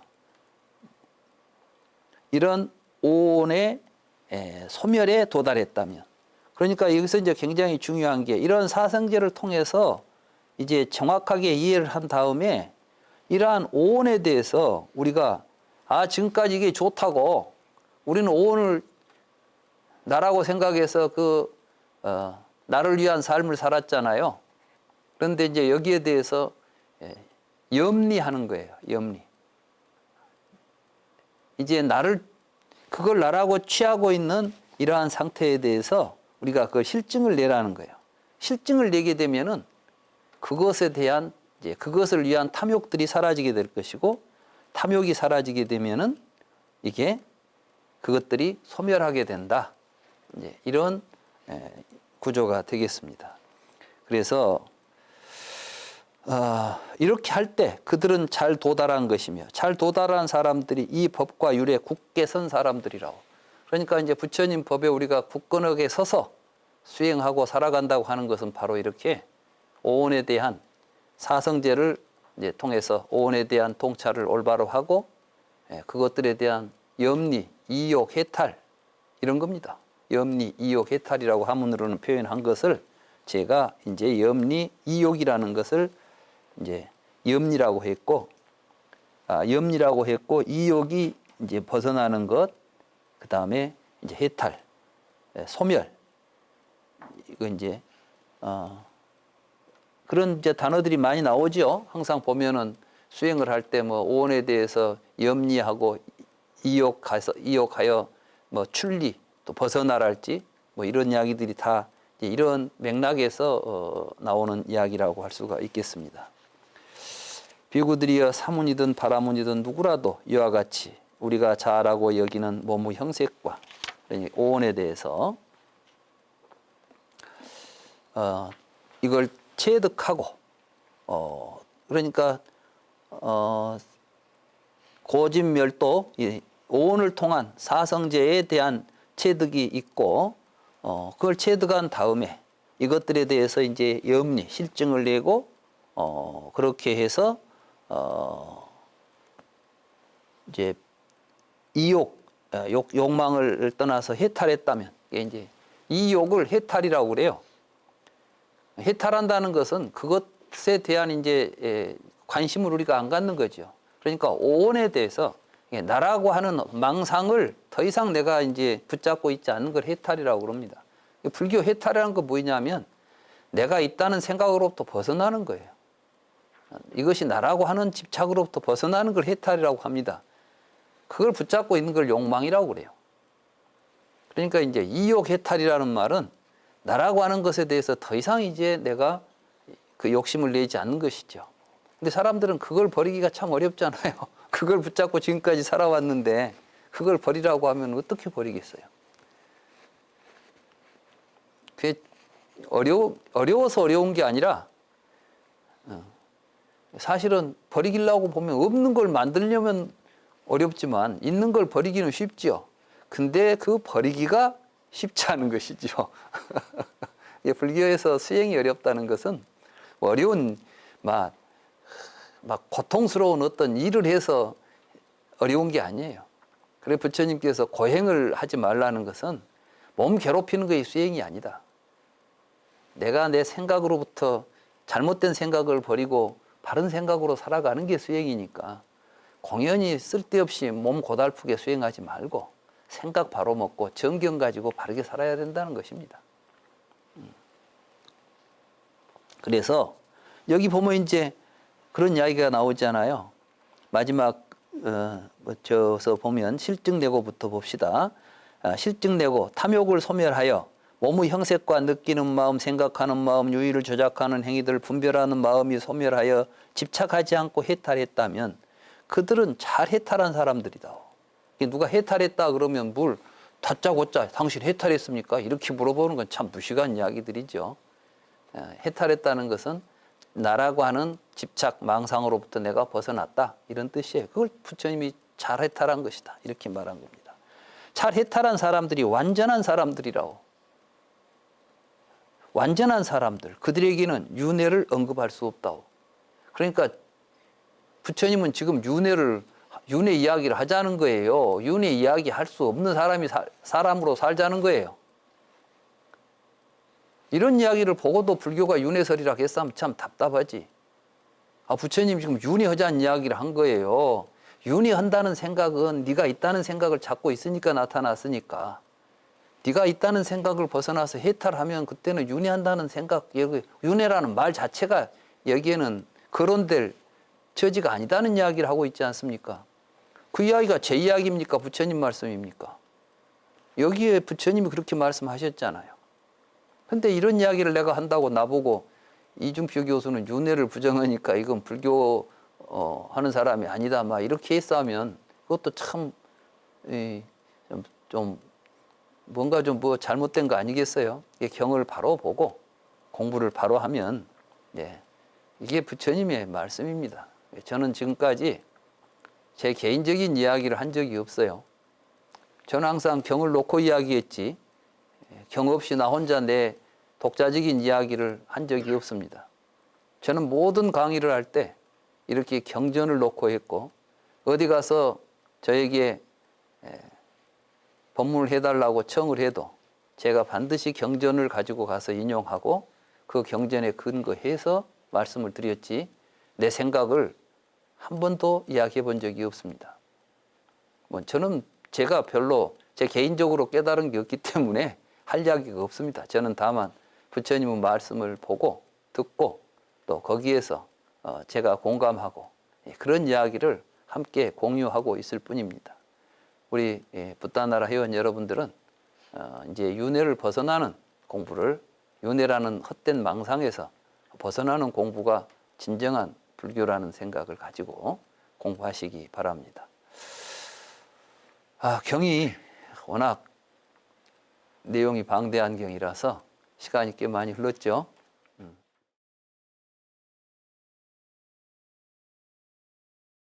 지난 시간에 이어서 3-34 7가지 요점 7가지 이제 요점이라고 한 것은 사타타나인데 타나라는 것은 어떤 이제 경우 또는 뭐 어떤 지점 이런 뜻인데 이제 7가지 그러니까 불교 공부하는 데 있어서 이 7가지를 항상 정확하게 잘 기억하고 그 요점을 딱 정리해서 공부하는 지침으로 삼아라 하는 이제 그러한 내용이 되겠습니다. 앞에 경하고 많은 부분이 서로 내용으로 겹쳐집니다만은 그래도 한번 읽어가면서 같이 살펴보도록 하겠습니다. 세종께서 사와띠에 제따와나 아나따 빈디카 사원에 머무실 때 비구들에게 말씀하셨습니다. 비구들이여 7가지 요점을 잘 알고 3가지로 탐색한 사람을 이 가르침과 율에서는 완전한 사람, 수행을 성취한 사람, 가장 훌륭한 사람이라고 부른다오. 그러니까 우리 부처님 가르침 속에서 가장 훌륭한 사람, 아라한이 된 사람, 수행을 성취한 사람, 먼저 이 아라한이죠. 그러니까 이게 불교에서 아라한이란 무엇이냐 하면은 7가지 요점을 알아가지고 3가지로 탐색한 사람입니다. 그러면 이제 그 7가지 요점은 뭐고 3가지로 탐색한다는 것은 무언가? 그걸 이제 구체적으로 이 경에서 이야기하고 있습니다. 비구들이여, 어떤 비구가 7가지 요점을 잘 아는 사람인가? 비구들이여, 그 비구는 몸의 형색을 통찰하고 몸의 형색의 쌓임을 통찰하고 몸의 형색의 소멸을 통찰하고 몸의 형색의 형색의 소멸에 이르는 길을 통찰하고 몸의 형색의 달콤한 맛을 통찰하고 몸의 형색의 재난을 통찰하고 몸의 형색에서 벗어남을 통찰한다오. 이게 이제 7가지 요점입니다. 그러니까 오온에 대해서 이것을 사성제로 통찰하는 것이죠. 오온의 고, 집, 멸도로 오온을 통찰하고 그 다음에 이것이 분명히 이러한 오온에 맛이 있다는 거예요. 맛이 있다는 것은 우리에게 즐거운 요소가 있다는 것입니다. 그 다음에 그러나 이것은 이 맛은 있지만 이게 우리에게 재앙을 가져다 준단 말이죠. 재난을 가져다 주는 것이에요. 이거 있다는 것을 통찰하고 그래서 마지막으로 몸의 형색에서 벗어나는 것을 우리가 통찰해야 된다. 이걸 이제 한자로는 미자를 쓰고 재난 환자를 쓰고 벗어난다는 출리라는 말을 씁니다. 그래서 오온의 맛과 재난과 출리에 대해서 항상 이제 이게 고진멸도 그리고 나서 맛과 재난과 벗어남, 출리 이걸 합쳐서 7가지 요점이라고 하는 것이죠.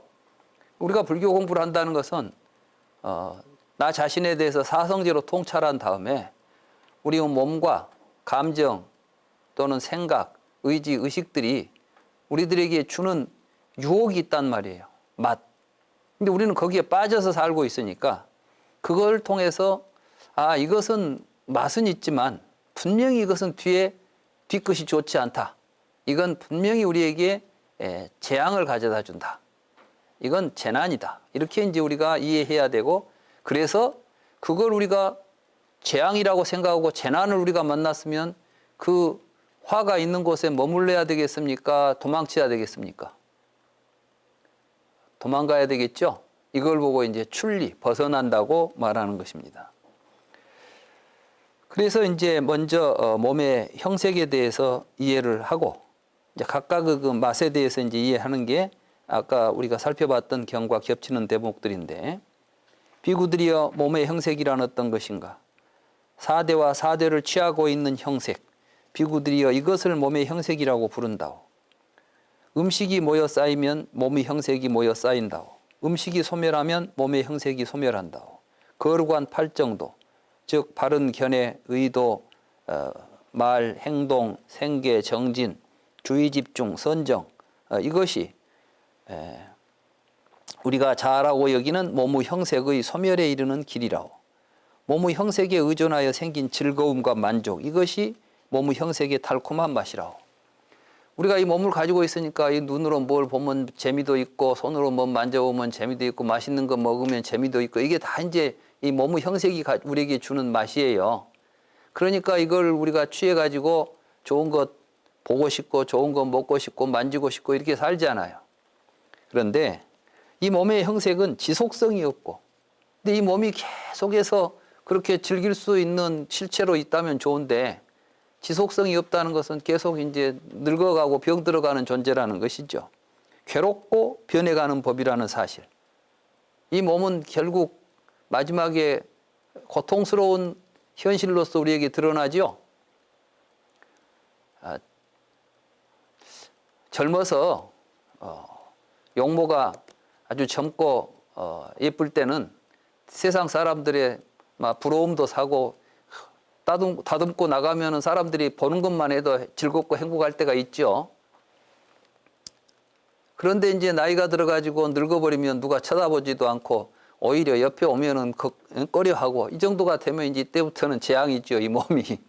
우리 몸이라는 게 본래 그렇게 재앙 덩어리인데 한때 이게 마치 맛있는 것처럼 우리에게 행복을 주는 것처럼 이제 드러나는 현상에 속아 넘어가면 안 된다는 것입니다. 그래서 맛을 안 다음에 달콤한 맛을 분명하게 알고 그 다음에 이것이 재난이라는 것을 분명하게 통찰하고 해야 된다는 것이죠. 그래서 이 즐거움, 그런데 이게 괴롭고 변해가는 법이라는 사실, 이것이 몸의 형색이 재난이라고. 몸의 형색에 대한 욕탐을 억제하고 버리는 것, 이것이 몸의 형색에서 벗어남이라고. 그러니까 이제 더 이상 내 몸에다가 내 몸 잘 가꾸고 내 몸 치장하고 내 몸이 원하는 거 들어주고 이런 생각을 이제 우리가 좀 멀리 하라는 거예요. 이게 욕탐에서 벗어나는 거예요. 비구들이여 사문이든 바라문이든 누구라도 이와 같이 몸의 형색을 체득하고 이와 같이 몸의 형색의 쌓임을 체득하고 이와 같이 몸의 형색의 소멸을 체득하고 이와 같이 몸의 형색이 소멸에 이르는 길을 체득하고 몸의 형색의 달콤한 맛을 체득하고 몸의 형색의 재난을 체득하고 몸의 형색에서 벗어남을 체득하여 몸의 형색의 실증을 내고 탐욕을 소멸하여 몸의 형색의 소멸에 도달했다면 그들은 잘 도달한 것이라고. 잘 도달한 사람들이 이 가르침과 유래 굳게 선 사람들이라고. 이제 이런 부분들은 아까 이전에 우리가 살펴봤던 경과 같은 내용입니다. 전체적인 내용은 앞에 우리가 살폈던 경과 같은데 여기에서 이제 이게 즐거움이죠. 사실 우리 몸이 우리에게 즐거움을 안 준다면 우리가 이 몸을 나라고 집착을 까닭이 없죠. 제가 항상 그랬잖아요. 내 몸에 혹덩어리가 하나 붙어 있는데 이 혹덩어리가 나한테 즐거움을 주면 여러분들은 이 몸을 그 혹덩어리를 귀찮은 혹이라고 생각하겠어요? 소중한 내 몸이라고 생각하겠어요? 다 이 맛있어서 취한 거예요. 근데 결국은 그것이 우리에게 고통으로 귀결되기 때문에 거기에 취하지 말라는 이야기입니다. 비구들이여 사문이든 바라문이든 누구라도 이와 같이 몸의 형색에 대한 7가지 요점을 체득하여 몸의 형색에 실증내고 탐욕을 소멸하고 몸의 형색이 소멸하여 집착하지 않고 해탈했다면 그들은 잘 해탈한 사람들이라고. 잘 해탈한 사람들이 완전한 사람들이며 완전한 사람들, 그들에게는 윤회를 언급할 수 없다오. 비구들이여 느끼는 마음, 생각하는 마음, 이것도 이제 다 마찬가지예요. 여기서 앞에 했던 내용과 이제 결부해서 보면 아까 우리 몸에 대해서 우리가 가지고 있는 자아라는 생각, 느낌 또는 우리들의 생각 또 우리들의 어떤 행위들, 유의를 조작하는 행위들 그리고 분별하는 마음, 이것들이 이제 마찬가지라고 여기서 이야기하고 있습니다. 그래서 484쪽으로 넘어가겠습니다.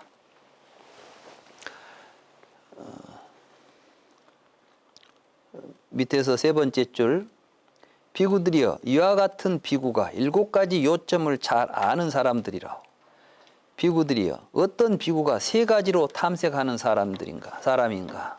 비구들이여 계로 탐색하고 입처로 탐색하고 연기로 탐색하는 사람. 비구들이여 이와 같은 비구가 3가지로 탐색하는 사람이라. 여기서 이제 굉장히 중요한 이야기가 지금 나오고 있습니다. 계로 탐색하고 입처로 탐색하고 연기로 탐색한다 했는데 이게 이제 바로 불교 공부는 오온을 중심으로 해서 이 오온을 통찰하는데 이 통찰을 제대로 하기 위해서 지금 계로서 탐색한다 이런 이야기가 나오죠. 개라는 게 여기서는 이제 18개 또는 6개 이런 걸 이제 개인데 이걸 어떤 같은 종류끼리 분류해서 탐색하는 법이에요. 그 다음에는 입처로 탐색한다는 것은 12입처. 이것들의 발생에 대해서 탐색한다는 것이에요. 그 다음에 연기로 탐색한다는 것은 여기서 발생한 것들이 어떤 식으로 인연을 맺어가면서 12연기와 같은 이러한 서로 상호관계 속에서 계속해서 증장하고 또는 이것이 어떻게 해서 소멸해 가는가를 탐색하라는 것입니다. 그러니까 우리가 불교 교리 가운데서 온처계라는 게 있잖아요. 오온을 가지고 오온을 통찰하는 방법이 계를 통해서 통찰하기도 하고 또 입처의 관점에서 통찰하기도 하고 연기의 관점에서 통찰해 간다고 하는 것이니까 그게 이제 불교 교리로 드러난 게 바로 12처설, 6개, 18개설 또는 12연기설 이런 이제 교리가 된다고 말할 수가 있습니다. 비구들이여 7가지 요점을 잘 알고 3가지로 탐색한 비구를 이 가르침과 율에서는 완전한 사람, 수행을 성취한 사람, 가장 훌륭한 사람이라고 부른다고. 우리는 그래서 지금 이 앞에 인연품에서는 연기로 통찰했고 연기로 통찰하는 가운데 계로도 통찰했었죠. 그리고 이제 온품을 중심에 두고 다음에 우리는 입처품에서 입처로 통찰하게 될 것입니다. 부처님이 말씀하신 부처님은 이렇게 공부하라고 가르쳤고 그렇게 공부할 수 있도록 다 설법을 해 놓으신 거예요. 그걸 우리가 지금 다 이렇게 모아가지고 한꺼번에 공부를 하고 있습니다.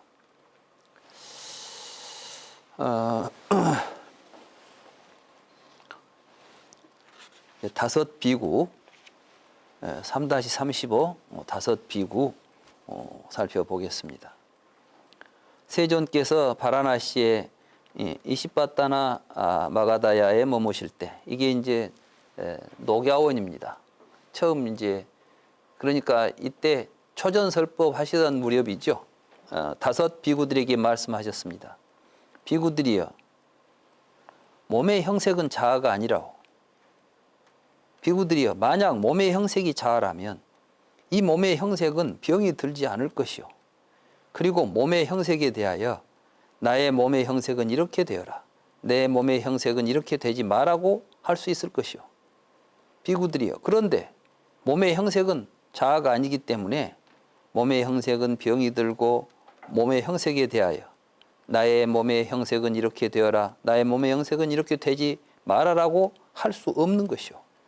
느끼는 마음, 생각하는 마음, 유의를 조작하는 행위들, 분별하는 마음도 이와 같다고.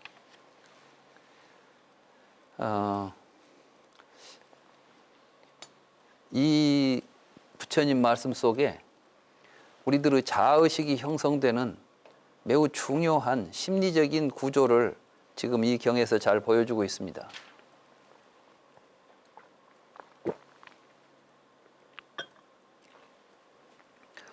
여러분들이 왜 이 죽비는 내 몸이 아니고 이 팔은 내 몸이라고 생각하시죠?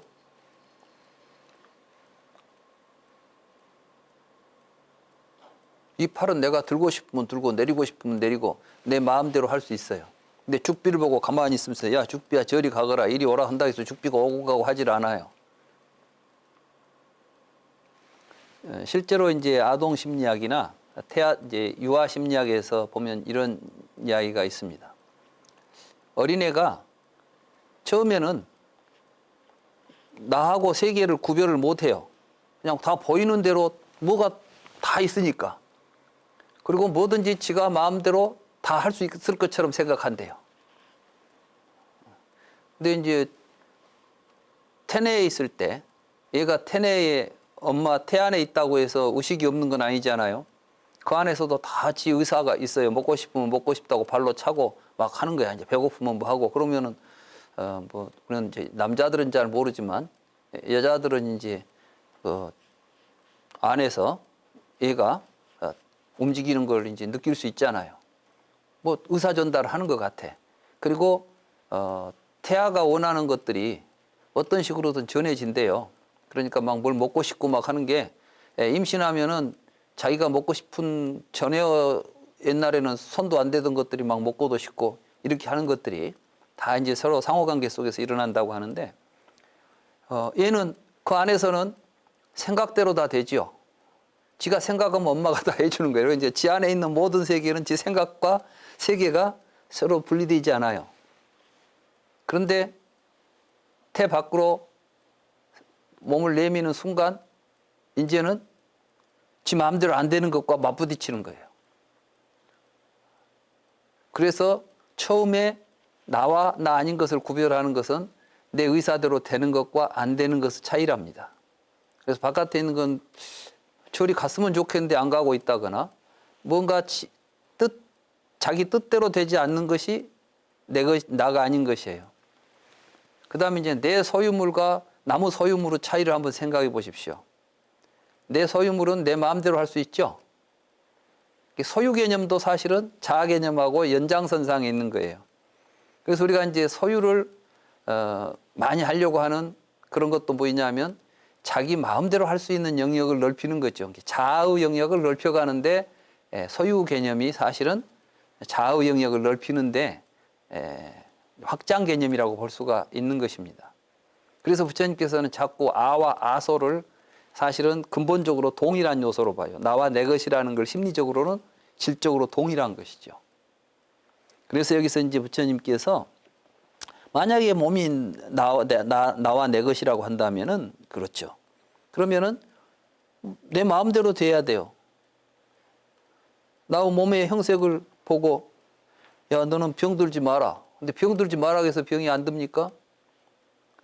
그건 나 의사와는 전혀 상관없이 내 몸은 자연계의 생태적 구조 속에서 바이러스가 들어오면은 우리는 어쩔 수 없이 요즘 뭐 코로나 걸리고 싶어서 걸린 사람이 있습니까? 그 조건에 노출되면 될 수밖에 없는 냉혹한 자연계의 법칙 속에 있는 현상들입니다.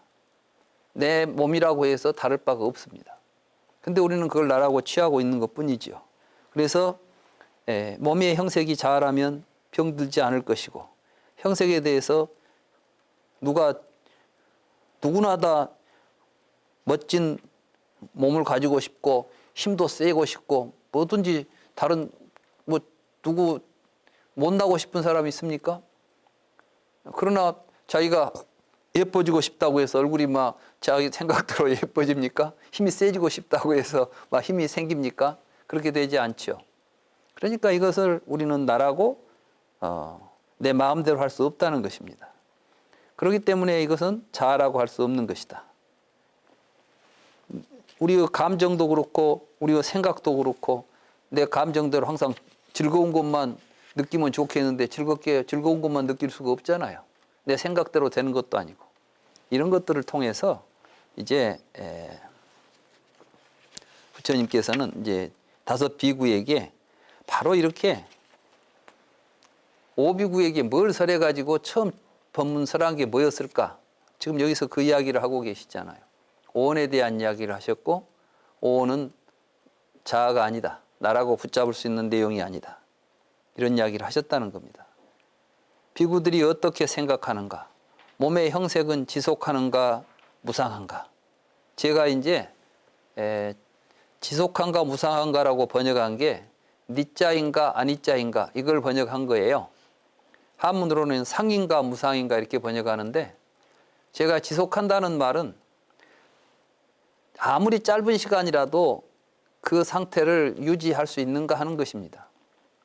근데 부처님께서는 이 세상의 모든 것은 시간적으로 지속성을 가지고 있지 않다는 겁니다. 그러니까 찰나도 지속하지 못해요. 근데 아비달마 불교에서는 이 무상을 찰나라고 해석을 합니다. 찰나 동안 생멸한다고 보고 생하고 멸하는 동안은 머문다고 보죠. 그러니까 그건 지속성이 아니에요. 머무는 것은. 사실은 이 니자라는 말은 찰나 동안도 지속성이 없다는 이야기를 의미합니다. 그래서 이제 그 의미는 좀 우리가 더 깊이 이해해야 되는데, 뭐 지금은 뭐 그렇게 여기서는 그렇게까지 할 건 없겠고, 아무튼 아니자 지속성이 없습니다. 무상합니다. 세존이시여. 그렇다면 무상한 것은 괴로움인가 즐거움인가? 이때 이제 왜 괴로움이냐 즐거움이냐 하면은 우리는 내 몸이 우리에게 주는 맛이 있단 말이에요. 근데 이 맛이, 즐거움이 이 지속성이 없음에 의해서 우리에게 고통으로 변질되는 것입니다. 그래서 무상하기 때문에 괴롭다 이렇게 말하는 것입니다. 무상한 것은 즐거움인가 괴로움인가? 괴로움입니다. 세존이시여. 그렇다면 무상하고 괴롭고 변혁하는, 변혁이라는 것은 계속 변해가고 있는 현상, 다르마가 사실은 이런 모든 존재 현상을 법이라고 부릅니다. 불교에서는 이러한 변화하는 이러한 존재 현상을 그것은 나의 것이다, 그것은 나다, 그것은 나의 자아다라고 여기는 것이 옳은가? 그것은 옳지 않습니다. 세존이시여. 느끼는 마음, 생각하는 마음, 유의를 조작하는 행위들, 분별하는 마음도 이와 같다오. 비구들이여, 그러므로 과거, 미래, 현재 어떤 몸의 형상이라 할지라도 내적인 것이든 외적인 것이든 거친 것이든 미세한 것이든 보잘것없는 것이든 훌륭한 것이든 먼 것이든 가까운 것이든 일체의 몸의 형색은 나의 것도 아니고 나도 아니고 나의 자아도 아니다라고 바른 지혜로 있는 그대로 통찰해야 한다오. 여기서 뭐 가까이 있는 것이든 먼 것이든 이렇게 말했을 때 뭔 내 몸을 갖다가 가까이 있는 거, 멀리 있는 거 뭐냐 이렇게 이제 생각할지 모르시겠는데, 이건 뭐냐 하면은 내가 과거의 내 몸이든 현재의 내 몸이든, 말하자면 먼 과거에 있었던 내 몸의 형태든 지금의 내 몸의 형태든 뭐 이런 것들과 이제 그런 의미로 이제 우리가 이해하시면 되겠습니다. 느끼는 마음, 생각하는 마음, 유의를 조작하는 행위들, 분별하는 마음도 이와 같다오. 비구들이여, 이와 같이 보는 배움이 많은 거룩한 제자는 몸의 형색이나 느끼는 마음, 생각하는 마음, 유의를 조작하는 행위들, 분별하는 마음에 실증을 낸다오.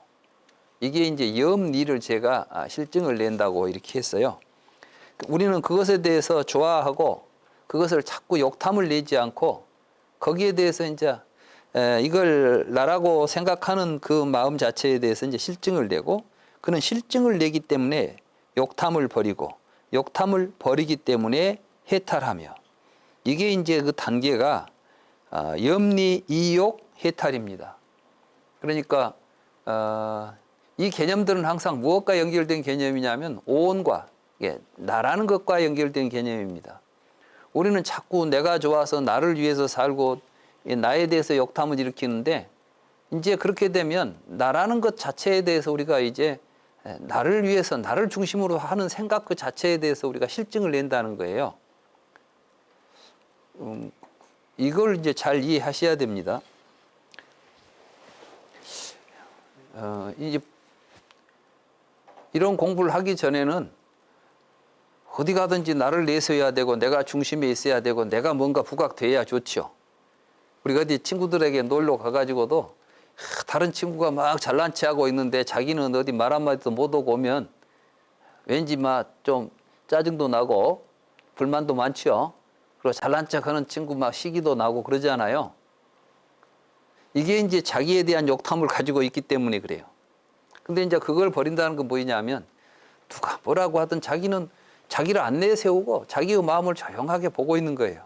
그럼 이제 뭐가 보이냐면, 친구들이 막 잘난 체하고 할 때 볼 때 아직도 아상에 굉장히 깊숙하게 아상을 가지고 자리하고 있구나, 이런 것들이 이제 보이지 않겠어요. 그러니까 또 이제 그러다 보면 자기들끼리 또 싸워요. 내가 잘났다, 네가 잘났다 하고, 이런 걸 보면서 나라는 생각을 버리지 못하고 욕탐을 가지니까 또 이렇게 서로 불편하고 서로 고통을 만들어내는구나. 역시 나라는 생각을 붙잡고 있는 건 아주 안 좋구나. 이렇게 해서 이제 염리심이 일어나는 거예요. 그렇게 하라는 것입니다. 그렇게 하면 우리의 삶이 굉장히 편안해지고 행복해져요.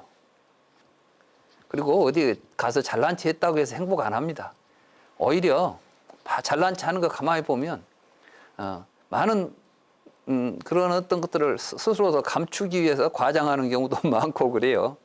정말 마음이 편안한 사람들은 조용한 가운데 스스로 그 행복을 즐길 수 있는 것입니다. 그래서 여기서 이제 여기 나온 이야기들은 굉장히 현실적인 이야기들입니다. 염리하라고 하니까 어떻게 내가 여기에 대해서 어떻게 내가 실증을 냅니까? 실증이 안 나는데 어떻게 실증을 내다니 나의 그 말이 뭔 말인지도 모르겠다 이렇게 이제 생각하시기가 쉬운데 실질적인 삶 속에서 나라는 생각이 일어나고 나를 중심으로 해서 뭐 하려 할 때 내 또 이런 생각하면 나 왜 또 이러고 있지? 이런 생각에 대해서 스스로 이제 그 실증을 일으키는 거예요. 그렇게 하다 보면 이제 나라는 생각들이 점점 더 거기에 대한 욕탐이 끊어지고 이제 삶 속에서 항상 내가 출몰하지 않고 삶의 여실한 삶 속에 우리의 삶이 이어질 수가 있는 것입니다. 그래서 욕탐을 버리기 때문에 이제 해탈하는 삶이 나오는 것이죠. 그때 나는 해탈했다라고 알 수가 있는 거예요. 스스로 거기서 해탈한 삶이 자기에게 자각이 된다는 것입니다. 즉 그는 생은 소멸했다. 청정한 수행으로 완성했으며 해야 할 일을 끝마쳤다. 다시는 이와 같은 상태로 되지 않는다라고 통찰한다오. 세존께서 이와 같이 말씀하시자 다섯 비구는 세존의 말씀에 환희하고 기뻐했습니다. 그리고 이러한 설법을 하실 때 다섯 비구는 집착이 없어져서 마음이 번뇌에서 해탈했습니다. 그러니까 우리가 불교 공부를 통해서 해탈한다고 하는 것은 결국 자아라는 나라고 하는 망상으로부터 벗어나는 것입니다. 제가 번역한 그 붓다의 연기법과 인공지능 본래 제목은 이제 불교와 뭐입니까? 일반 시스템 이론 이야기인데 그 책의 저자인 그 조에나 메이시 이분이 어떤 그 심리학자인가 어떤 분의 그 글을 하나 이제 옮겨온 게 있어요. 그게 뭐냐면 자아에 대해서 치명적 망상이라고 표현하고 있어요. 그분은 불교를 하신 분이 아닌데 우리가 자아라는 생각 이거 자체가 우리의 삶에 있어서 굉장히 치명적인 망상이라는 거예요. 예. 내가 다른 것과 개별적인 존재로서 실제하고 있다고 하는 생각을 갖고 사는 것이 우리를 얼마나 고통스럽게 하는가를 이제 심리적으로 분석한 내용을 담고 있는 책을 소개하고 있습니다. 그러면서 불교에서는 바로 그 치명적 망상을 없애라는 것입니다. 불교에서 무아 그러니까 아이고 나 없이 어떻게 살라고요. 아니 그렇게 나라는 생각 안 해도 살고 있는 게 나니까. 그래서 이제 우리 글이 참 멋진 게 사람하고 삶이 같은 말입니다. 사람은 존재가 아니라 그냥 살아있으니까 사람입니다. 삶을 좀 더 길게 발음해 보세요. 그러면 사람이 되죠. 사람을 짧게 발음해 보세요. 그러면 삶이 되잖아요. 그렇죠? 삶이 사람입니다. 그러니까 너는 누구냐 그러면 삶이 납니다.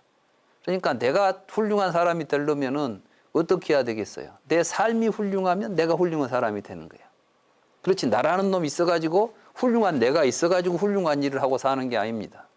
근데 우리는 마치 나는 내가 아무리 못난 짓을 하더라도 나 자체는 훌륭한 사람인 것처럼 생각하니까 못된 짓 해놓고도 욕 오면 기분이 나쁘잖아요. 왜 나는 훌륭한데 왜 나를 욕하냐고 하는 거예요. 그렇지 않습니다. 부처님께서는 업보는 있으나 작자는 없다고 말씀하셨잖아요. 업보가 바로 삶입니다. 삶은 있으나 삶 속에 사람이라는 존재는 없다는 것입니다. 그러니까 우리는 이제 항상 그 삶을 바로 보는 것. 그러니까 팔정도가 바로 바른 삶을 보여주는 것이고 그 바른 삶을 사는 사람이 바로 열반을 성취한 사람. 부처님법 가운데서 굳건하게 서 있는 사람. 가장 훌륭한 사람. 이런 의미가 되겠습니다.